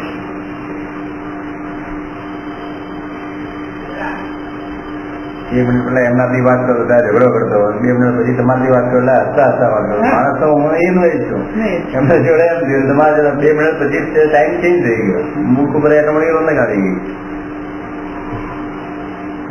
કારણ કે બધે સ્વાર્થ છે. આમને આપવાના છે તો ત્યાં ઝઘડો કરતો હતો, નાની ભાઈ લેવાના છે ત્યાં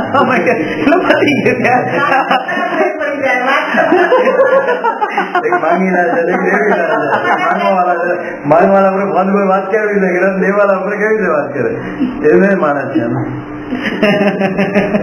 વાત કરવામાં એવું થાય. પછી તો હવે એટલે ખુશ થઈ ગયું એટલે દુઃખ થાય. સુખ છે તો તારા ભાવ છે, તમને ક્યાં અસર કરે, તમારા શરીરમાં શું અસર કરે એ સમજો. Totally mentally process. ભાવ, સુખ ને દુઃખ બધું મેન્ટલી પ્રોસેસ. ભાવ. તમે દુઃખી નથી, તમે સુખી છો, એ પણ ભાવ છે, ખાલી ભાવ છે. ભાવથી રાજી છે. હવે જો એમાં એવું છે કે આપણે ભાવથી દુઃખી છીએ. તમે અહીંયા ખુરશી પર બેઠા છો, બરાબર, અને હું દરવાજા પર આવી ગયો, 7 વાગે આવી ગયો, અને રાહ જોઉં છું કે તમે મને ઉભા થઈને પ્રણામ કરો. 7:05 થઈ, હજી કરતા નથી. 7:10 થઈ, હજી પાછળ નથી જોતા, અને હું 10 મિનિટ 15 મિનિટ અડધો કલાકથી દુઃખી થઈ રહ્યો છું. ક્યારે આ પાછળ જોઈને ક્યારે પ્રણામ કે આવો આવો સર આવો આવો, ક્યારે કે અડધો કલાક થઈ ગયો. અડધો કલાક પછી એમનું ધ્યાન ગયું એટલે એમણે કીધું, સર પ્રણામ, આવો. હવે દુઃખી કોણ છે? હું જ દુઃખી છું. એમને તો દુઃખી થયા નહીં, કારણ કે જોયું કહી દીધું. હવે આ જ કામ મેં 7 વાગે કરી દીધું કે પ્રણામ પતી ગયું, તો આ અડધો કલાક દુઃખી નતા. વસ્તુ એ છે કે આપણે પોતાના અહંકારના, પોતાના કશાય ભાવોથી એટલા પીડિત છીએ. કોઈ વ્યક્તિથી, કોઈ ઘટનાથી પીડા નથી, પોતાના ભાવોથી જ પીડા છે. અને ખરેખર આ ભાવ જયારે ચડે ત્યારે એટલો સંભાવ, એટલું વાત્સલ્ય દરેક જીવ પ્રત્યે રહેતું જ નથી. પછી અહંકારનો ભાવ નથી રહેતો, સહજ થઈ જાય.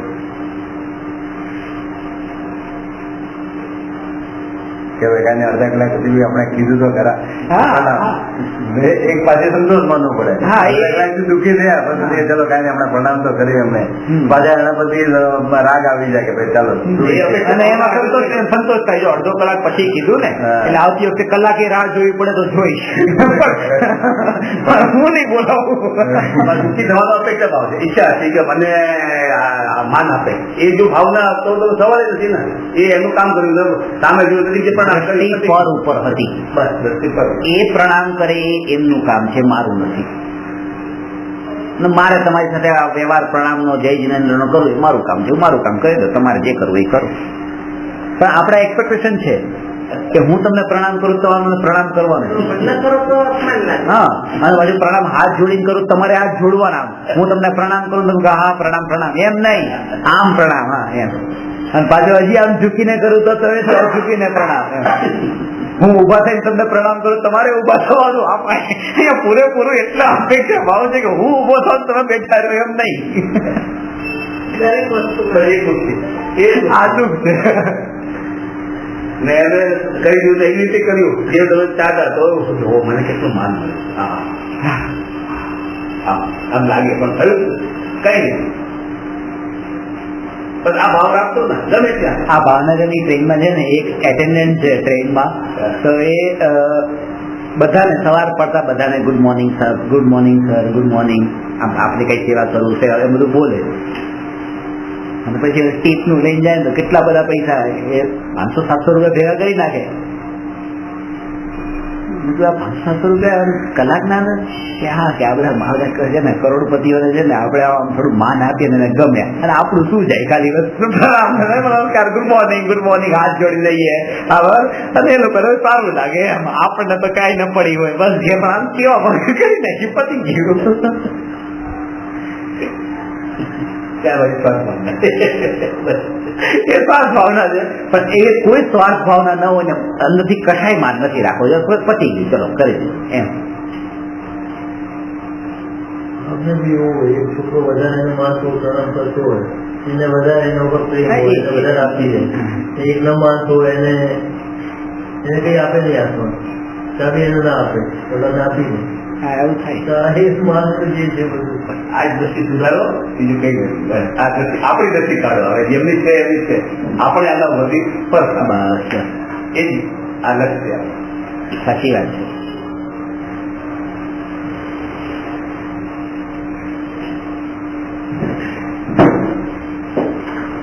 જો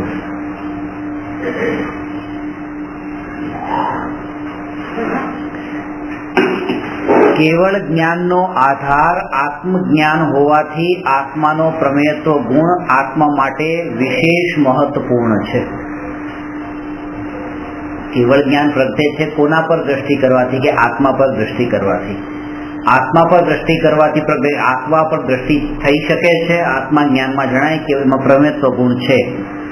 આત્મા અરૂપી છે અને તથા વર્તમાનમાં અજ્ઞાનીનું જ્ઞાન ઘણું અલ્પ છે, તો પણ આત્મામાં પ્રમેયત્વ ગુણ હોવાથી સમ્યક મતિ તથા કૃત જ્ઞાન વડે આત્માનું જ્ઞાન થઈ શકે છે.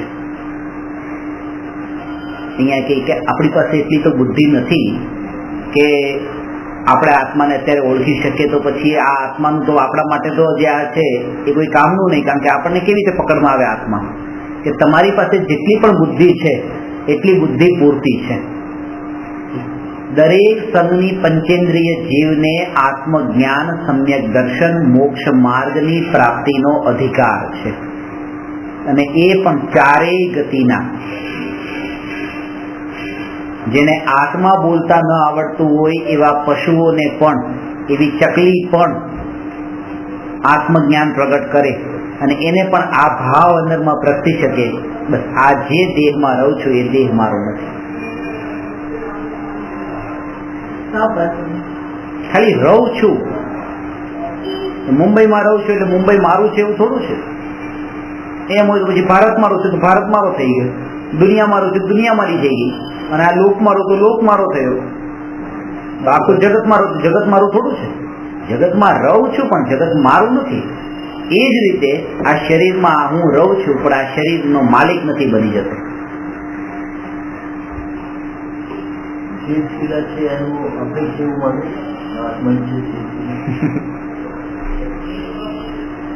એના કરતા ઓલા હીરામાં માનતા હતા 2 કેરેટ 5 કેરેટ ના હીરામાં મારાપણું શું ખોટું હતું? આ 45 લાખ યોજનમાં મારાપણું કરવા ગયા એના કરતા.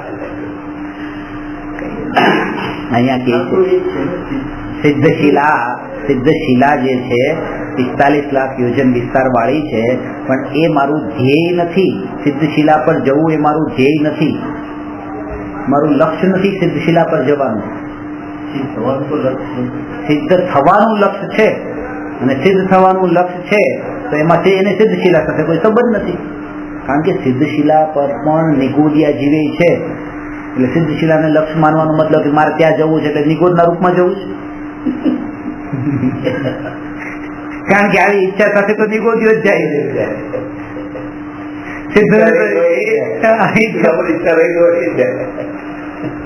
એટલે સિદ્ધ થવાનું લક્ષ્ય, અને સિદ્ધ થવાનું લક્ષ્ય પૂર્ણતાનું લક્ષ્ય હોય, પુરુષાર્થ પોતાની ભૂમિકા અનુસાર શરૂ થયો.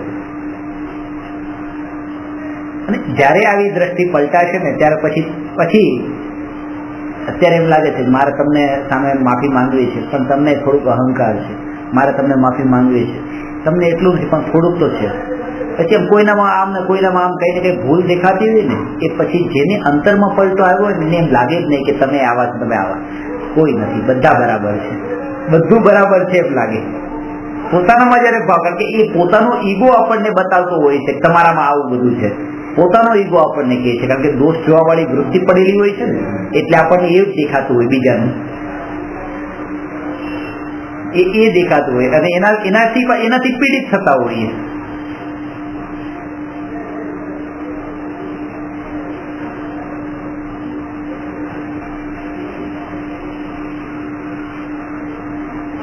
તમારામાં બહુ જ વિકલ્પો છે, અને એને કારણે મને બહુ દુઃખ થાય છે. એમ નથી, તમારામાં વિકલ્પો છે એના કારણે તમને દુઃખ થાય, મને શું કામ દુઃખ થાય? અને મને જે દુઃખ થઈ રહ્યું છે એ મારી અપેક્ષા છે કે તમારા વિકલ્પો ટળીને તમે નિર્વિકલ્પ થાવ. એનાથી હું દુઃખી થઈ રહ્યો છું, મારાથી દુઃખી થઈ રહ્યો છું, તમારાથી દુઃખી નથી થતો.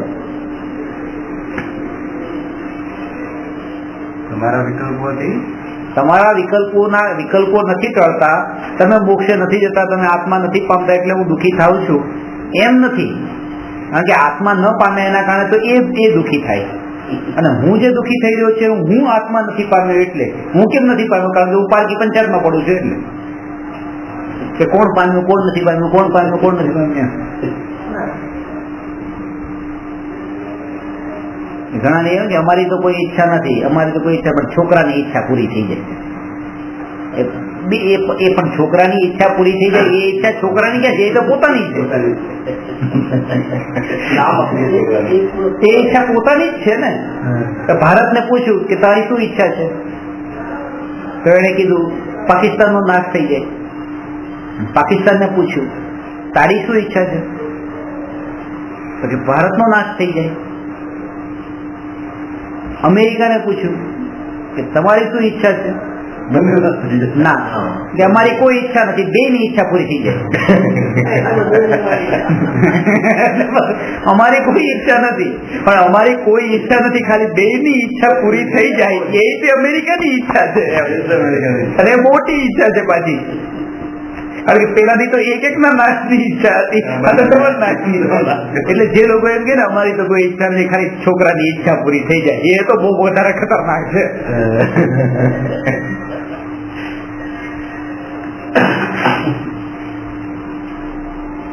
ઈચ્છા કહો કે સપના કહો, બસ આના સપના સાકાર થઈ જાય, એનું સપનું સાકાર થાય બસ.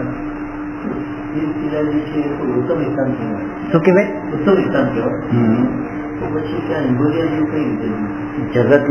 જગતનું કોઈ ક્ષેત્ર ઉત્તમ હોય એ કઈ અપેક્ષા એ કીધું એ સમજવાનું. અને એ જગ્યા ઉપર જેમ કે તમે શિખરની ભૂમિ તો ઉત્તમ ભૂમિ છે, ત્યાં કીડા મકોડા શું કામ થાય? ત્યાં કીડા મકોડાને ભૂખ્યું તરસ્યું કેમ રહેવું પડે? કે આને માનો કે જાનવરોને ભૂખ્યા તરસ્યા કેમ રહેવું પડે? ત્યાં બિહારમાં આટલી ગરીબી કેમ? દુનિયામાં ત્યાં ભારતના કોઈ રાજ્યમાં નહીં જ્યાં 24 તીર્થંકરમાંથી 20 તીર્થંકર તો જે શિખરજીથી મોક્ષે ગયા ત્યાં લોકોને ખાવાની તકલીફ પડતી હોય, અને જ્યાં એક પણ તીર્થંકર નથી થયા એવા મુંબઈ જેવા શહેરમાં લોકો હલવાપુરી ખાતા હોય. આવું કેમ? એની સાથેનો કોઈ સંબંધ નથી. આ ક્ષેત્રનું જે કે ને પવિત્ર ક્ષેત્ર, એ તો ત્યાં ઈદા કોઈ ઉદય એવા હોય કે જન્મે અને ભગવાનના સમોસરણનો ને એ બધો વૈભવ ને આપણે બધું કહીએ કે આવો વૈભવ ઉત્કૃષ્ટ વૈભવ, ભગવાનના શરીરના પરમાણુ આવા ઉત્કૃષ્ટ પરમાણુ, એ ઉત્કૃષ્ટ પરમાણુ ત્યાં સુધી જ્યાં સુધી ભગવાન સાથે હતા, પછી કઈ નહીં. એ વ્યૂ પોઈન્ટ થી જ એને ઉત્કૃષ્ટ કીધા છે. યે શાંત રાગ રુચિ ભી પરમાણુ ભીસ્વમ નિર્માપિત ત્રિભુવનૈક લલામ ભૂત તાવંત એવ ખલુ તેપ્યણ વ પૃથિવ્યામ યત્તે સમાનમપરમ નહીં રૂપમસ્તિ. કે હે ભગવાન, આ શરીરમાં, આ આપના શરીરમાં જે પરમાણુ છે એ તો એવા પરમાણુ આ જગતમાં બીજે ક્યાંય છે જ નહીં. કારણ કે એવા પરમાણુ બીજે ક્યાંય હોય તો કોઈ આપના જેવો બીજો પણ હોય. બધા હતા અહીંયા સમાઈ ગયા છે, એનાથી આપ નિર્મિત છો. હવે અહીંયા એ સમજવાનું કે એ પરમાણુને છોડીને ભગવાન મોક્ષે ગયા. હવે એ પરમાણુ ક્યારેક આપણા શરીર બન્યા છે ને 5 પરાવર્તનમાં, કે બધા પરમાણુને આપણે ગ્રહણ કર્યા છે, તો એ પરમાણુને ગ્રહણ કર્યા તો પછી આપણા માટે પછી આ સ્તુતિ ગાવી જોઈએ ત્યારે આ પરમાણુથી હું બન્યો તો નથી જાય. કારણ કે વાત એમ છે, શુદ્ધ આત્માના યોગમાં જે કંઈ પણ પૂતગલ હોય એને પણ ઊંચા પૂતગલ કહેવાય.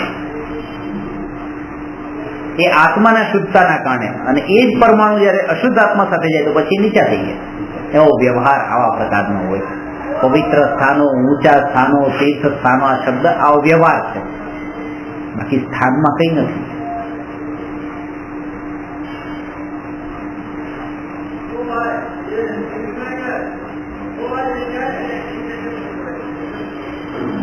કોઈ પણ પરમાણુ, જેમ કે એકનો એક પરમાણુ, એક ફાટેલો અડધો બરમુડો ચડ્ડો એમાં થીગડાય છે, એ કોઈ ફૂટપાથ પર પહેરીને એક વ્યક્તિ નીકળ્યો છે તો એ લોકો એમ કહે છે કે આની ગરીબાઈ છે, અને એ જ ચડ્ડો પહેરીને અનિલ અંબાણી નીકળે, મરીન ડ્રાઈવ પર દોડતો હોય, ફેશન કહેવાય. વસ્તુ એની એ જ છે, પણ કોઈની સાથે એનું નામ બદલાઈ ગયું, કોઈની સાથે આ નામ બદલાઈ ગયું. તો પરમાણુ એના એ જ હોય, પણ કોઈ આત્મા માટે પછી એ આવા કહેવાય, કોઈક આત્માથી જોઈએ તો કોઈક આત્મા માટે પછી એ અશુભ કહેવાય. કોઈ આત્મા માટે પુણ્ય ભૂમિ કહેવાય, કોઈના માટે નથી કહેવાતી. જમીન એની જગ્યા એની છે. નરકની ભૂમિ મેજોરિટી એવી છે કહેવાય, જેમ છે ને આપણા હિત માટે, જેમ કે નરકની ભૂમિ છે તો પાપની ભૂમિ કહીએ આપણે, ત્યાં સમ્યક દ્રષ્ટિ જીવ પણ છે, તો પછી પાપની ભૂમિ શું કામ કહો છો? અને બિહારમાં આટલા પાપ પણ થાય છે, ગુંડાગીરી બધું થાય તો એ પુણ્યની ભૂમિ કહેવાય. લોકો બીજા તો બી છે, નાગવું બી જાય છે, લૂંટાઈ બી જાય છે લોકો બસમાં. શિખરજી જાત્રામાં ગયા હતા, ત્યાં બસ લઈને ગયા હતા, તો એમાં બસમાં મેનો હેન્ડલિંગ હું કરતો હતો એક બસનું. તો આગળ ત્યાં ગામમાંથી તમારે બસ પાસ થવા દેવી ઝડપ લઈ જવી હોય, આગળ જવી હોય તો એ લોકો ત્યાં ટોળું વળીને ઉભા હોય, પૈસા એને આપીને જાવ આગળ. તો કેટલા 15-20 જણાનું ટોળું હતું, પૈસા માંગ્યા. બધા એક ભાઈ નીચે ઉતરાય કે પૈસા નહીં આપું. મારથી રહેવાનું, હું નીચે ઉતરું, મેં શું કામ નહીં, પૈસા નથી આપવાના, કીધું જવા દો. કીધું આપણે આગળ આવે તો કેટલાય ગામે આવે, બધાને પૈસા થોડા આપવાના હોય. એટલે કે ના, પૈસા આપવા જ પડશે, પૈસા આપવા જ પડશે. મેં કીધું તો પછી આપણે કાયદેસર કાર્યવાહી કરશું, પોલીસમાં જઈશું કે આગળના 3 વાળા ઉભા પોલીસ વાળા જ છે.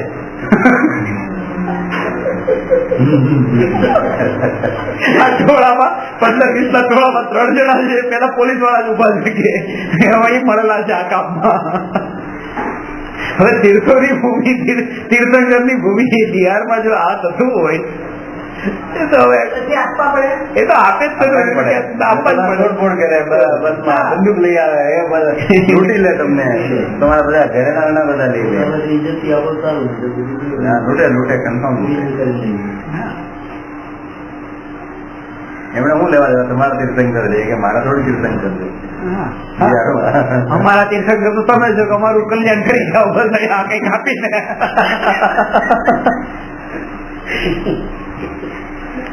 એ તમારું પછી તમે અમારું કરી જાઓ પહેલા.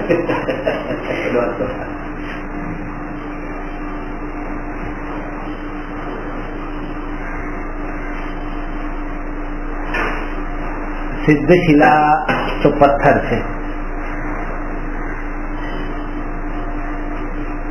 એને સિદ્ધશિલા કીધી. નિગોદિયા જીવ છે તો નિગોદની શિલા નહીં કીધી, કારણ કે આપણું પ્રયોજન જે છે એને લક્ષમાં રાખીને આ વાત કરે છે. એનું કારણ છે, સમજવા જેવી વાત છે. સિદ્ધશિલા કીધી, નિગોદશિલા કેમ નહીં કીધી? એટલા માટે કારણ કે નિગોદના જીવ તો 3 લોકમાં છે, એટલે એ તો કોમન છે. એવું નથી કે એ જ પર્ટિક્યુલર જગ્યા ઉપર જ હોય, બધે જ છે. એટલે પછી એને નિગોદશિલા કહેવાનો મતલબ નથી. પણ સિદ્ધ ભગવાન એ જ ક્ષેત્ર ઉપર છે, બીજે ક્યાંય નથી, એટલા માટે સિદ્ધશિલા કહેવાની. ક્વોન્ટિટી તો નિગોદિયાની વધારે, નિગોદિયાની વધારે અનંત ગણી છે, પણ તોય છે.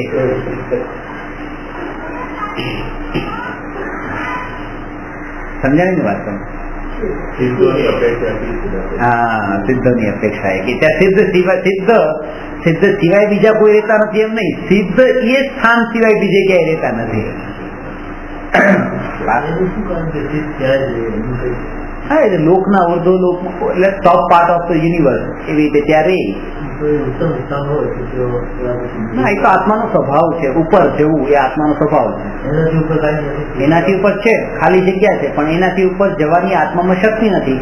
કારણ કે આત્મા અલોકની અલોકાકાશમાં જઈ ન શકે, એ લોકાકાશમાં જ રહી. ત્યાં પછી અલોક છે, જે સ્પેસ છે લોકનો. તમે મેં નકશો જોયો છે કમર પર હાથ રાખેલા મનુષ્યનો, તો એ જે એનો જે ઉપરનો ભાગ છે બસ ત્યાં સુધી આત્મા જઈ શકે. એની બહાર જે છે અલોકાકાશ છે, અલોકાકાશ તો લોકાકાશનો જેટલો સ્પેસ છે એના કરતા અનંત ગણું છે, વિશાળ.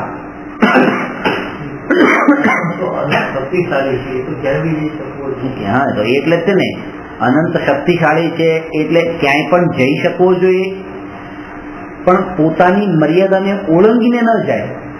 એની અનંત શક્તિ એના સ્વભાવમાં છે. જેમ કે જો એનો જવું અને જાણવું, તો જાણવું એનો મૂળ સ્વભાવ છે, અને જાણે તો છે. અલોકાકાશને આત્મા જાણી લે છે, અલોકાકાશમાં જઈ શકતો નથી.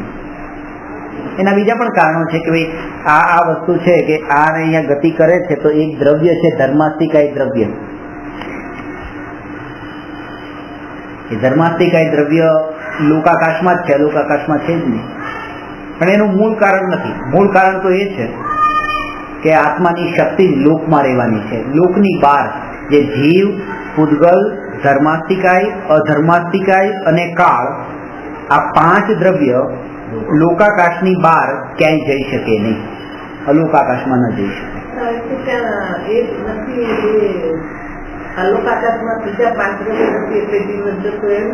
ના, એવું નથી.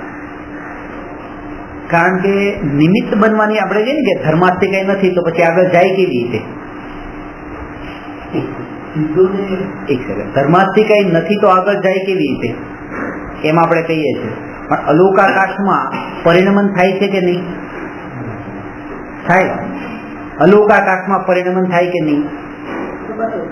અરે દ્રવ્ય હોય તો એની પર્યાય હોય કે નહીં? અલોકાકાશ એક આકાશ દ્રવ્ય છે. આકાશના બે પ્રકાર કહેવાય છે, લોકાકાશ અલોકાકાશ. એ તો આકાશ દ્રવ્ય થયું. તો દ્રવ્ય એટલે શું? ગુણ એટલે પર્યાય નો સમૂહ. ગુણ પર્યાય નું નામ દ્રવ્ય. તો પર્યાય તો હોય ને, કાળ નથી ના. તો એટલે કાળ નથી એટલે કાળ દ્રવ્યનું જે દ્રવ્ય છે એ દ્રવ્ય ત્યાં નથી, પણ ત્યાં પરિણમન છે. તો લોકાકાશના જે કાલાણુ છે એ અલોકાકાશના પરિણમનમાં નિમિત્ત બને છે કાલાણુ લોકાકાશમાં, અને અલોકાકાશના પરિણમનમાં નિમિત્ત બને છે.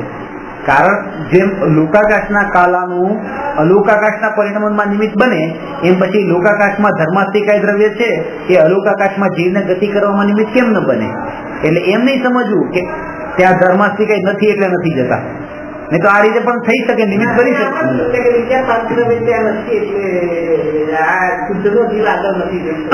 આત્માનો જે ઉર્ધ્વગમન જે સ્વભાવ છે, ઉપર જવાનો, એ સ્વભાવ આટલા સુધીનો છે, એની આગળનો સ્વભાવ નથી. સ્વભાવ લેવાનો, નહીં તો પરાધીનતા આવે છે ભગવાનને પણ.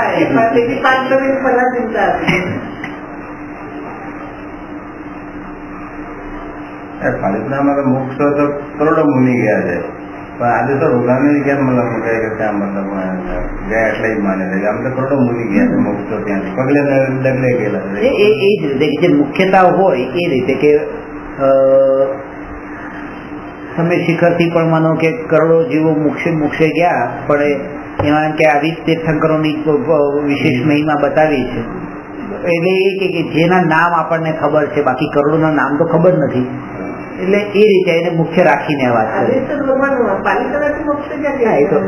એ પાલિતા નથી સ્થાપત થઈ ગયા, પાલતા જ નથી ગયા.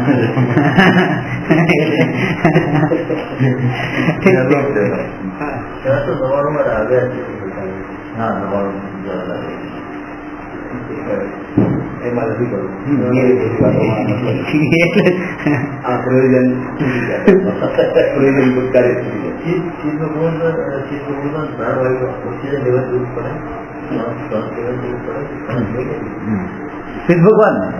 સિદ્ધ ભગવાન શરીર ક્યાં હોય?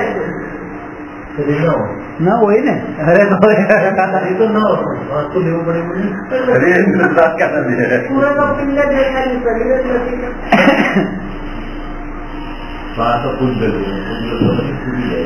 હા, સમજી ગયા તમે બરાબર. આ શરીરને ટકાવવા માટે શ્વાસની જરૂર પડે છે. શરીર જ નથી તો પછી શ્વાસ કોને ટકાવવા માટે જોઈએ? કારણ કે આત્મા જે ટક્યો છે એ તો પોતાના ચૈતન્ય પ્રાણ થી ટક્યો છે. જેટલું વધારે અધ્યયન થતું તો સમજમાં આવે. સમયસાર મુખ લઈ લો, આપણે કાની સ્વામી ટ્રસ્ટ મોમાં લઈ ગયું પડખા ખુલ્લા થાય, સરસ આનંદ થશે ને. આ વસ્તુ એવી છે કે એક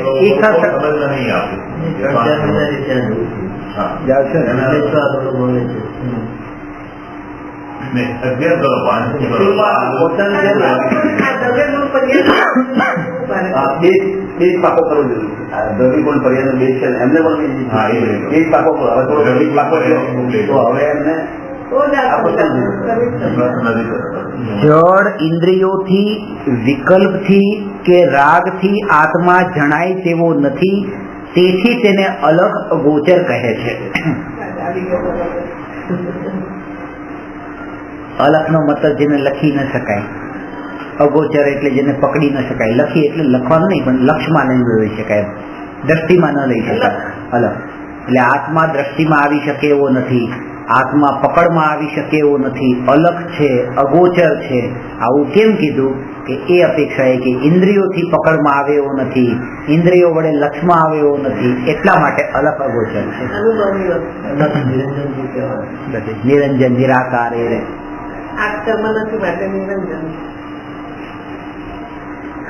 આત્મામાં જ્ઞાન ગુણ તેમજ પ્રમેયત્વ ગુણ હોવાથી સ્વસંવેદન જ્ઞાનથી આત્મા અવશ્ય જણાય, અનુભવાય એવો છે. સ્વસંવેદન પ્રત્યક્ષ જ્ઞાનથી, એમાં પછી કોઈની જરૂર નથી. જ્યારે અનુભૂતિ થાય છે ત્યારે અનુભૂતિમાં 5 ઇન્દ્રિયની પણ જરૂર નથી, મનની પણ જરૂર નથી. અહીં સુધી કે મન આત્માની નિર્વિકલ્પ અનુભૂતિના કાળે નિમિત્ત પણ બનતું નથી, બિલકુલ છૂટું પડી ગયું.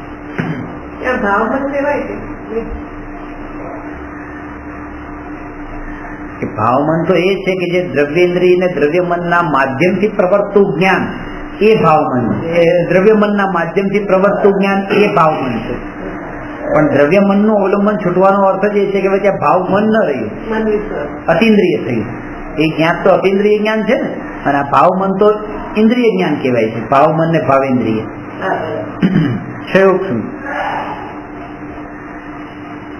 હવે 5મો ગુણ છે અગુરુ લઘુત્વ ગુણ. અગુરુ લઘુત્વ ગુણના કારણે આત્મા કે એમાં વધઘટ થતી નથી, ઘટ થતી નથી. એટલે કે એક ગુણ પણ વધતો નથી, એક ગુણ પણ ઘટતો નથી. આત્મા જેમ છે તેમ રહે છે.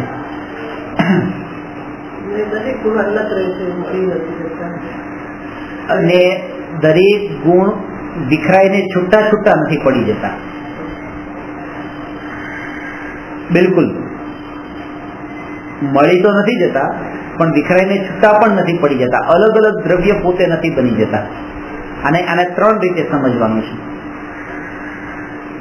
એમ કીધું કે એક દ્રવ્ય બીજા દ્રવ્યમાં ન મળે, એક ગુણ બીજા ગુણમાં ન મળે, અને દ્રવ્યના અનંત ગુણો વિખરાઈને છૂટા ન પડે. દ્રવ્ય એટલે ભારત પાકિસ્તાન, કે ભારત પાકિસ્તાનમાં જેમ ન મળે એમ આત્મા પૂતગલમાં ન મળે. પછી ગુજરાત, રાજસ્થાન, મહારાષ્ટ્ર એકબીજાને ન મળે, એવી રીતે આત્મામાં જે જ્ઞાન, દર્શન, સુખ, વીર્ય ગુણો પણ એકબીજામાં ન મળે. અને ત્રીજું કે ગુજરાત, રાજસ્થાન, મહારાષ્ટ્ર એ છૂટા પડી જાય અને એક દેશ બની જાય એવું ન બને.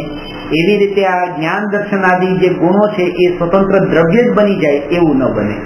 એ ગુજરાત, રાજસ્થાન જુદા છે તેમ છતાં પણ એ અભેદ છે.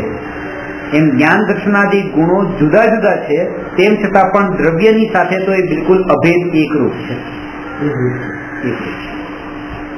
અને ત્યારે એ ભેદમાં અટકી જવાય છે કે હું પૂછું તમને કે તમે કોણ છો, તો તમે કીધું હું ગુજરાતી છું, તમે કીધું હું રાજસ્થાની છું, તમે કીધું હું મહારાષ્ટ્રીયન છું. પણ બધા એ વાતને ભૂલી જાય છે કે અમે ભારતીય છીએ. તો એ જ વાત કે હું જ્ઞાન વાળો છું, હું દર્શન વાળો છું, હું સુખ વાળો છું, એ જ એ વિચારમાં એ વાત ભૂલી જાય છે કે હું આત્મા છું. કે આત્માના ગુણો છે એક એક ગુણમાં અટકી જાય છે, ભેદમાં અટકી જાય છે. અને અગુરુ લઘુત્વ ગુણ એ વાત બતાવે છે કે પોતે દ્રવ્ય અભેદ છે, ઘનપિંડ છે. એની સિદ્ધિ અગુરુ લઘુત્વ ગુણ કરે છે. ઘનપિંડ કે એમાં કોઈ પરનો પ્રવેશ નથી, પરને પ્રવેશ નથી.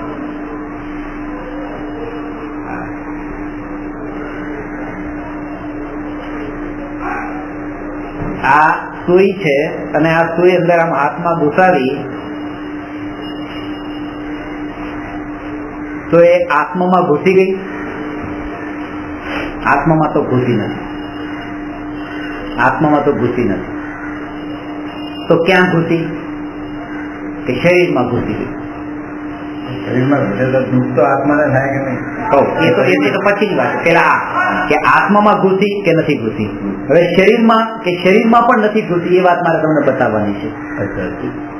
કારણ કે આ શરીર એટલે શું કે પરમાણુનો સમૂહ, બધા પરમાણુ એટમ્સ છે, એનું આ કલેક્શન છે.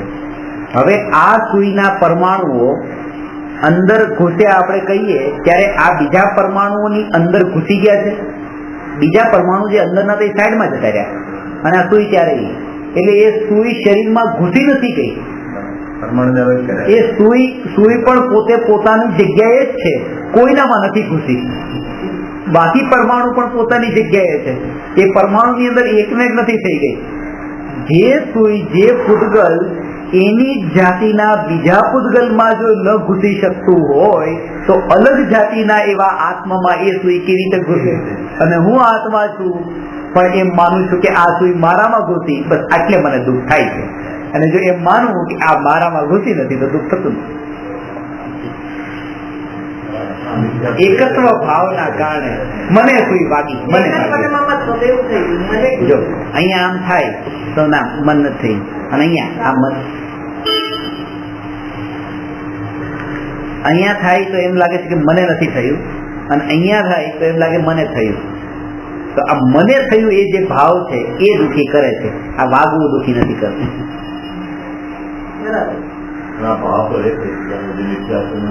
આટલા દુનિયામાં માણસ આપણે બધા જોડે ક્યાં સુખી થઈએ, પોતાનું જેવું હોય એનું કઈ ગયું તો આપણે દુઃખી થઈએ. સીધી જ છે કે આપણે એવા સમાચાર સાંભળ્યા કે 1000 એક વ્યક્તિનું મરણ થયું, પછી એ બીજા સમાચાર કે 1000 લોકોનું મરણ થયું ધરતીકંપમાં. પછી એમ સાંભળ્યું કે આ ફ્લડના કારણે માનો કે આ 1 લાખ લોકો મર્યા, સુનામીના કારણે 5 લાખ લોકો મર્યા. તો જયારે આપણે એક વ્યક્તિનું મરણ થયું એ સાંભળીએ છીએ અને બીજી વખતે બીજો સમાચાર એ સાંભળીએ છીએ કે 5 લાખ લોકોનું મરણ થયું, ત્યારે આપણને 5 લાખ ગણું દુઃખ નથી થતું. દુઃખ તો એટલું જ થાય જેટલું 1 મરે કે 5 લાખ મરે. અરે ઘણી વખત એવું થાય છે કે 1માં મારાપણું હોય તો એનું થાય છે, જેટલું 5 લાખમાં મારાપણું નથી એનું નથી થતું. એટલે દુઃખ મરવાનું દુઃખ નથી, મારાપણાનું દુઃખ છે. સ્વજન મરે અને બીજા મારા પડોશી મરે.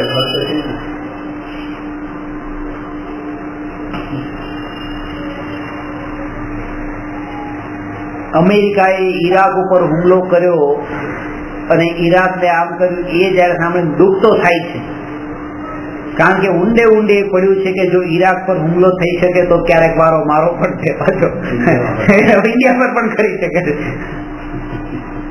એટલે બીજાનામાં પણ થોડું એક, અને ક્યારેક જો કોઈને કોઈ સ્વાર્થ ન હોય તો રાગ બુદ્ધિ, પોતાની અંદર એટલી કોમળતા, સરળ એવો ભાવ હોય એના કારણે ઘણી વખત આપણે થાય ને આટલા જીવ જો બિચારા મરી ગયો, બસ એ કરુણા બુદ્ધિના કારણે કોઈને એવો ભાવ આવી જાય. બાકી તો દુઃખ મારાપણાનું છે. અને મારાપણું ન હોય તો દુનિયામાં મૂર્ખ માને, અરે તમે આટલું પણ મારાપણું નથી, કેવા કઠોર છો, તો કેવા કઠોર છો. માં મરી ગઈ, બાપ મરી ગયા, રોવે નહીં, રોવે નહીં.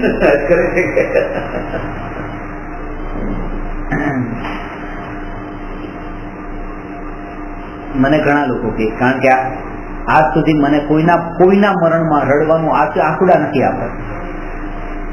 ધર્મ 14મા વર્ષે મળ્યો પછી ખબર પડી કે મરણ તો એક સહજ પ્રક્રિયા છે, પછી રડવાનું બંધ થઈ ગયું. અને 14 વર્ષ પેલા ખબર નથી, પણ ત્યારે એ જ ખબર નથી કે મરવાનું કોને કહેવાય. એટલે અત્યારે પણ ક્યાંય પણ નજીકમાં પણ એવા અંકલના કે કોઈ ભાઈ નજીકના પણ કઝિનમાં કે કોઈના એવા નાના મરણ પણ થયા હોય, ત્યાં હું રડવાનું આવે નહીં. હવે પરાણે રડી શકાય નહીં, અને રડવાનું એવું તો કઈ નથી, પુરુષોને ન આવે, પણ એમ કે એ નથી આવતું. પુરુષો એવા રડતા હોય છે. માં મરે ત્યારે જેટલો નહીં રડો એટલો પત્ની મરે ત્યારે રડતો હોય. નથી રડતો એવું પણ કીધું.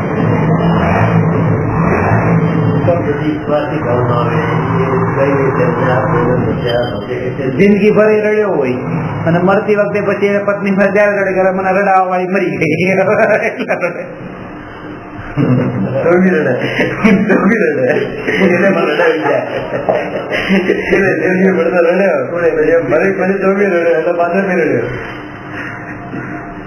એ અઘરું લઘુત્વ ગુણમાં એ કહે છે કે હું પરિપૂર્ણ છું, એટલે મારામાં પરનો પ્રવેશ નથી. હું તમારામાં મળી શકતો નથી, તમે મારા મળી શકતા નથી. મારી પાસે અનંત ગુણ છે. એક ગુણ પણ એટલો વધારાનો નથી કે હું તમને આપું. અને એક ગુણ પણ એવો ઓછો નથી કે તમારી પાસે હાથ ફેલાવવો પડે.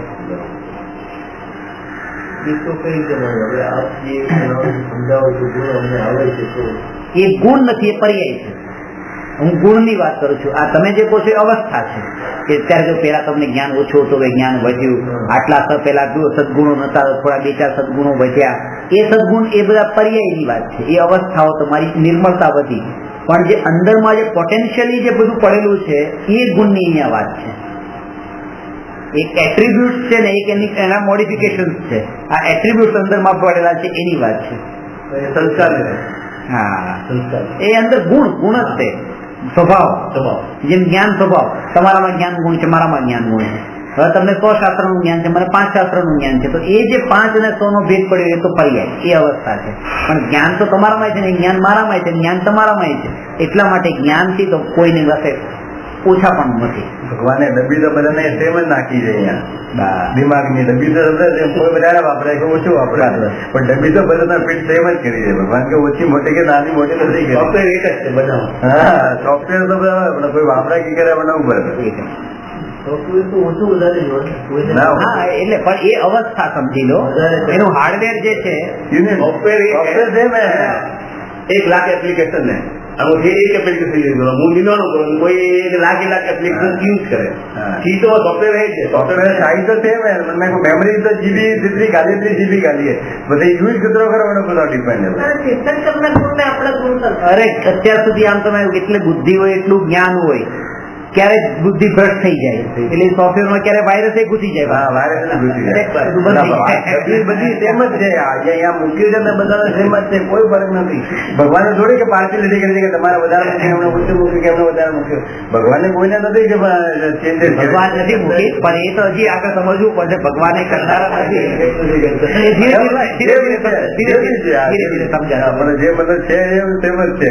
દ્રવ્ય એટલે જ અનંત ગુણનો પીઠ. અનંત ગુણોનો સમૂહ, દરેક દ્રવ્ય અનંત શક્તિશાળી છે. તમે અનંત શક્તિશાળી છો, હું અનંત શક્તિશાળી છું. શક્તિ દરેકમાં એક સરખી છે. તલ તો બધાને એક સરખા મળ્યા છે. હવે કોણ કેટલું દબાવી એમાંથી તેલ કાઢે છે એ એના ઉપર છે. એ જેટલું તેલ નીકળેલું છે એની આપણે વાત કરીએ કે તમારામાં ઓછું મારામાં વધારે, પણ શક્તિ તો હજી એટલી જ છે. એક પરમાણુઓની કેટલી એટમમાં બનાવે કેટલી શક્તિ, શુદ્ધ પરમાણુઓની કેટલી શક્તિ.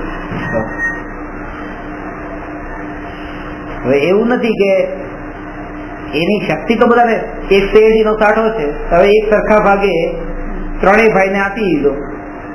નાનો ભાઈ છે એને પણ એનો રસ પીધો, બીજાએ પણ પીધો, ત્રીજાએ પીધો. મોટો ભાઈ કે છે બસ મારું તો પેટ ભરાઈ ગયું, નાનો કે મારું ભરાણું નથી.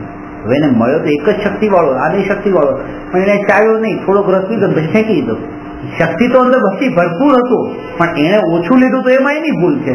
ત્રણેયને એક સરખો મળ્યો છે. કોઈ વધારે ચાવીને પૂરેપૂરી શક્તિનો ઉપયોગ કરે છે, કોઈ ઓછો કરે, કોઈ એનાથી ઓછો કરે. શક્તિ તો બારમાં પરિપૂર્ણ, કોઈ કમી નહીં. ગુણ તો બધાના એક એક સરખા છે ક્વોન્ટિટીમાં. એક પર્યાય સુધી ત્યાં પહોંચી ગયા. એની પર્યાય ને ગુણ આપણે ગ્રહણ કરવાના. એનું બી એ છે કે એ જે પર્યાય સુધી એના ગુણ પહોંચી ગયા છે ત્યાં આપણે પહોંચવાનું છે. એક પર્યાયમાં ક્યાં પહોંચી ગયા છે. પોતાની પાસે એટલું કે આ જે કર્તૃત્વ બુદ્ધિનો જે બોજો છે કે લાવ હું તમને કંઈક આપું તો મને કંઈક આપો, હું તમને કંઈક આપું તો મને આપો, કે નહીં, પરથી ડિસ્કનેક્ટ થવા માટે, છૂટા પડવા માટે આ ઉપાય છે. શરૂઆતમાં મુંબઈમાં એક ભાઈને મેં કીધું કે તમારી પાસે ઘર છે રહેવા માટે? તો કે આ છે. તો મેં કીધું કે હું નાની રૂમમાં રહેતો હતો, મારે એક ઘર જોઈતું હતું. મેં કીધું તમારી પાસે ઘર છે? કે આ છે. તો મેં મને આપો ને ઘર. તો તરત પછી બીજા પડે જવાબ બદલાઈ ગયો કે ના ના નથી નથી કીધું. તો પછી કીધું મારે ક્યાં આવી જાવ રહેવા માટે?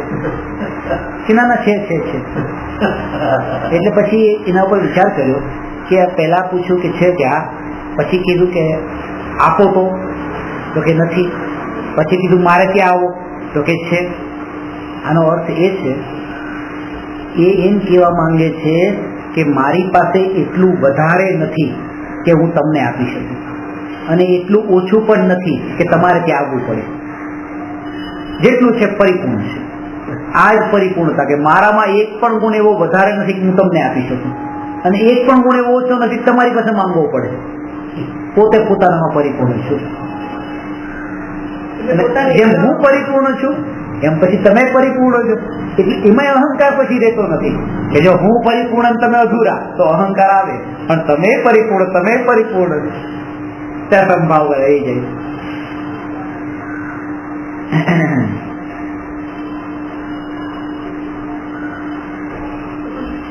અગુરુ લઘુત્વ ગુણના કારણે અનંત ગુણોના પિંડરૂપ જીવનું સ્વદ્રવ્યપણું કાયમ રહે છે. તે શરીર આદિ રૂપ કદી થતું નથી. એટલે એક ભારત પાકિસ્તાનમાં મળતું નથી, એમાં આત્મા શરીર આદિ રૂપ થતો નથી. સાથે સાથે એ જ ક્ષેત્ર પર રહ્યો, પણ એકને એના ગુણો ન થયા, શરીરના ને આત્માના. શરીરમાં જ્ઞાન છે કે નહીં? નથી. આ બધું બોલવામાં આવે, શરીરમાં જ્ઞાન છે, આ શાસ્ત્રમાં જ્ઞાન છે, કોમ્પ્યુટરમાં બહુ જ્ઞાન છે, એ બધું બોલવામાં આવે. ખરેખર આમાં જ્ઞાન નથી. જ્ઞાન આત્મામાં છે. કોમ્પ્યુટર બનાવનારું જ આત્મા. જ્ઞાન આત્મામાં છે. અગુરુ લઘુત્વ ગુણના કારણે જીવનું અસંખ્યાત પ્રદેશી સ્વક્ષેત્ર કદી પરરૂપ ન થાય, પરમાં ભળી ન જાય. બે જીવનું સ્વક્ષેત્ર કદી એક થતું નથી. અનંત જીવો એક જ પ્રદેશ પર રહે છે, તેમ છતાંય પોતાના સ્વતંત્ર અસ્તિત્વને છોડતા નથી. એકમાં અનંત સિદ્ધ ભગવાન રહે છે, એક જ જગ્યા પર. એકમાં અનંત સિદ્ધ ભગવાન રહે તેમ છતાં પણ પોતાના સ્વતંત્રતાને એ છોડતા નથી.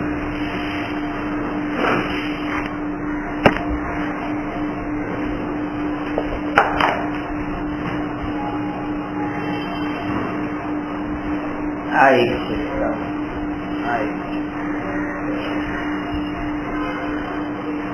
હવે આ રીતે આ બધા એકબીજામાં બધા એક સાથે મળીને આમાં તો 5 બનાવે, આવી રીતે અનંત સમજી લો. પણ તેમ છતાંય આ છે બધા એકબીજા મળેલા, તેમ છતાંય આ વસ્તુનું આનું પોતાનું અસ્તિત્વ આટલા પૂરતું પોતાનામાં જ છે. એને આ કોઈ સાથે આ બાકીના જે છે એની સાથે કોઈ સંબંધ નથી. આ પોતાનામાં છે, આ પોતાનામાં છે, આ એનામાં ને એનામાં છે. બધા સાથે હોવા છતાં પણ પોતે પોતાના મર્યાદાની બહાર નથી જતા, સ્વક્ષેત્રની બહાર. એ તો અલગ અલગ ક્ષેત્ર ઉપર રહે છે. એક જગ્યા ઉપર થોડા બધા મેમ્બર રહે છે. આ તો એક જ પ્રદેશ ઉપર બધા દ્રવ્ય રહે, એક જ આકાશ પ્રદેશ પર. આ તો જોઈન્ટ ફેમિલીમાં પણ એમ નહીં, એકની અંદર.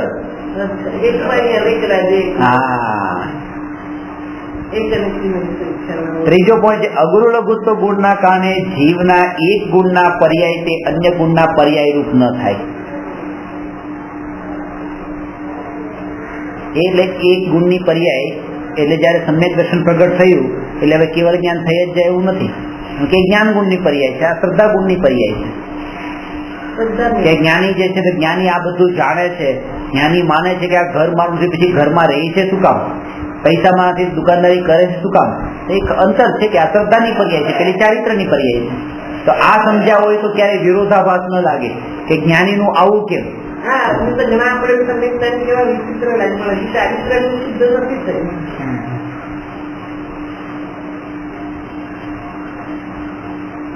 અગુરુ લઘુત્વ ગુણના કારણે દ્રવ્યમાં જેટલા ગુણ છે તેટલા સતરૂપ રહે, ક્યારેય વિખરાય નહીં. આ ચારેય વાક્યો અનુક્રમે દ્રવ્ય, ક્ષેત્ર, કાળ તથા ભાવના સૂચક છે. પહેલું દ્રવ્યની વાત કરી, એક દ્રવ્ય બીજા દ્રવ્ય રૂપે ન થાય. પછી ક્ષેત્ર કે ભલે અલગ અલગ પ્રદેશ ઉપર રહેવા વાળા બધા એકબીજાના પોતપોતાના ક્ષેત્રને મળતા નથી. ત્રીજું કાળ, આ પર્યાય કે એક ગુણની એક પર્યાય બીજા ગુણની પર્યાય એકબીજામાં ન મળે, કાળની વાત. અને ભાવ એટલે એના જે ગુણો છે, સ્વભાવ છે, એ બીજામાં ન મળે. બધા સાથે રહેતો પણ એટલે કે આત્માનો જ્ઞાન સ્વભાવ છે અને પૂતગલનો શરીરનો સ્પર્શ ગંધમનનો સ્વભાવ છે, એકબીજામાં ન મળે. કોઈ પણ દ્રવ્ય કર્મ અથવા કોઈ પરના દ્રવ્ય ક્ષેત્ર કાળ ભાવ આત્માને લાભ કે નુકસાન કરી શકતા નથી. હું સ્વતંત્ર જ્ઞાનાનંદ સ્વભાવી પદાર્થ છું. જગતના સમસ્ત દ્રવ્યો મારાથી ત્રિકાળ ભિન્ન છે. એવી વેદ જ્ઞાન રૂપ જ્યોતિનો ઉદય અગુરુ લઘુત્વ ગુણ સમજવાથી થાય છે.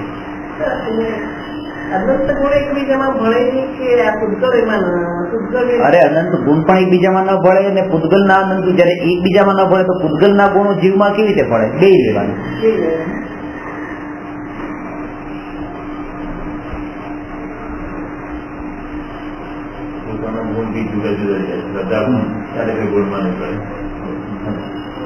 એટલે મને મહારાષ્ટ્ર ગુજરાતમાં ન મળતું હોય, આટલી આપણને સમજાઈ ગયું હોય તો પછી ફ્લોરિડા પછી એ ગુજરાતમાં કેવી રીતે મળે એમ? એ તો પછી ન જ મળે ને. પણ એમાં એમ છે મહારાષ્ટ્ર અને ગુજરાતનું ક્ષેત્રફળ અલગ છે, પણ આ તો અનંત ગુણ આત્માના એક જ ક્ષેત્ર, પણ સ્વભાવથી ભેદ છે. અહીંયા પ્રદેશ ભેદ છે, ત્યાં લક્ષણ ભેદ છે. ક્યાં પ્રદેશ છે? આ ગુજરાતની વાત છે ને, આ ગુજરાતનો પ્રદેશ આ છે, મહારાષ્ટ્રનો આ છે. ત્યાં તો એક જ પ્રદેશ પર જ્ઞાન છે, ત્યાં જ સુખ છે, ત્યાં જ દર્શન છે, ત્યાં લક્ષણ ભેદ લેવાનું.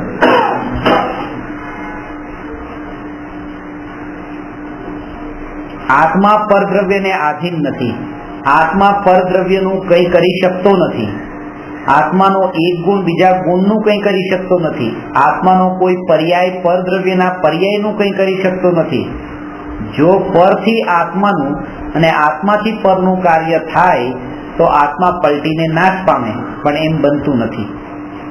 આત્મામાં અગુરુ લઘુત્વ નામનો ગુણ હોવાથી આત્માના ગુણોની અને આત્માના પ્રદેશની સંખ્યા ક્યારેય પણ વધતી કે ઘટતી નથી. આત્મા અને આત્માના ગુણો હંમેશા પૂર્ણ શક્તિ વાળા રહે છે. અસંખ્યાત પ્રદેશી એનું જે છે એમાં પણ વધઘટ નથી થતી. સંકોચ વિસ્તાર થાય પણ અસંખ્યાતમાંથી અનંત થઈ જાય અને અસંખ્યાતમાંથી સંખ્યાત થઈ જાય એમ ન બને. સમજાવી વાત? એટલે ચામડું છે પાણીમાં પલાળેલું હોય તો એને ખેંચે તો લાંબુ થાય, પછી નાનું થાય, પાછું સંકોચાઈ જાય, ફેલાઈ જાય, પણ એમાં નવા પરમાણુ આવીને ઘૂસી નથી જતા. પણ નાનું થઈ જાય ત્યારે એમાં ભાઈ રબરની જેમ જ ઇલાસ્ટિક જે છે એમાં લાંબુ થાય, ઘટી જાય, તો એના કારણે એમાં પરમાણુ વધી નથી જતા, એવો એનો સ્વભાવ છે. એવી રીતે આત્માનો સ્વભાવ છે સંકોચ વિસ્તારે, જેને સરળ દ્રષ્ટિ વધી જાય એમાં બીજા હવાની જગ્યા થાય, એમાં નથી ઘૂસતા ને. એ તો એ અલગ પ્રદેશ એનામાં આ એટમ ની અંદર વિકસપ નથી થયા એમ હવા ને બધા. એટલે અહીંયા એટમ્સ જ લેવાના. એટમ્સ તો એના એટલા જ રહ્યા ને, જે ઇલાસ્ટિક ના એટમ્સ જેટલા છે એને મોટું કરો એટલે એમાં એટમ્સ વધી જાય છે, આમ બંધ કરો એટલે એટમ્સ ઘટી જાય છે, નથી કરતા એમ વાત. અહીંયા જો એક હાથનો આ રૂમાલ છે, એને 2 ઘડી કરી, 2 ની 4 કરી, 4 ની 8 કરી, 8 ની 16 કરી, સમેટાઈ ગયો. હવે દોરા ઓછા થઈ ગયા અને આમ ફેલાવે દોરા વધી ગયા. એવો એનો સ્વભાવ છે, સંકોચાઈ જાય ને ફેલાઈ પણ જાય. આ અવગુરુ લઘુત્વ ગુણની ચર્ચા થઈ. પ્રદેશત્વ ગુણ એક બાકી છે, એ આવતી વખતે. નમો અરહંતાણમ નમો સિદ્ધાણમ નમો આયરિયાણમ નમો ઉવજ્જાયાણમ નમો લોએ સવસામુ.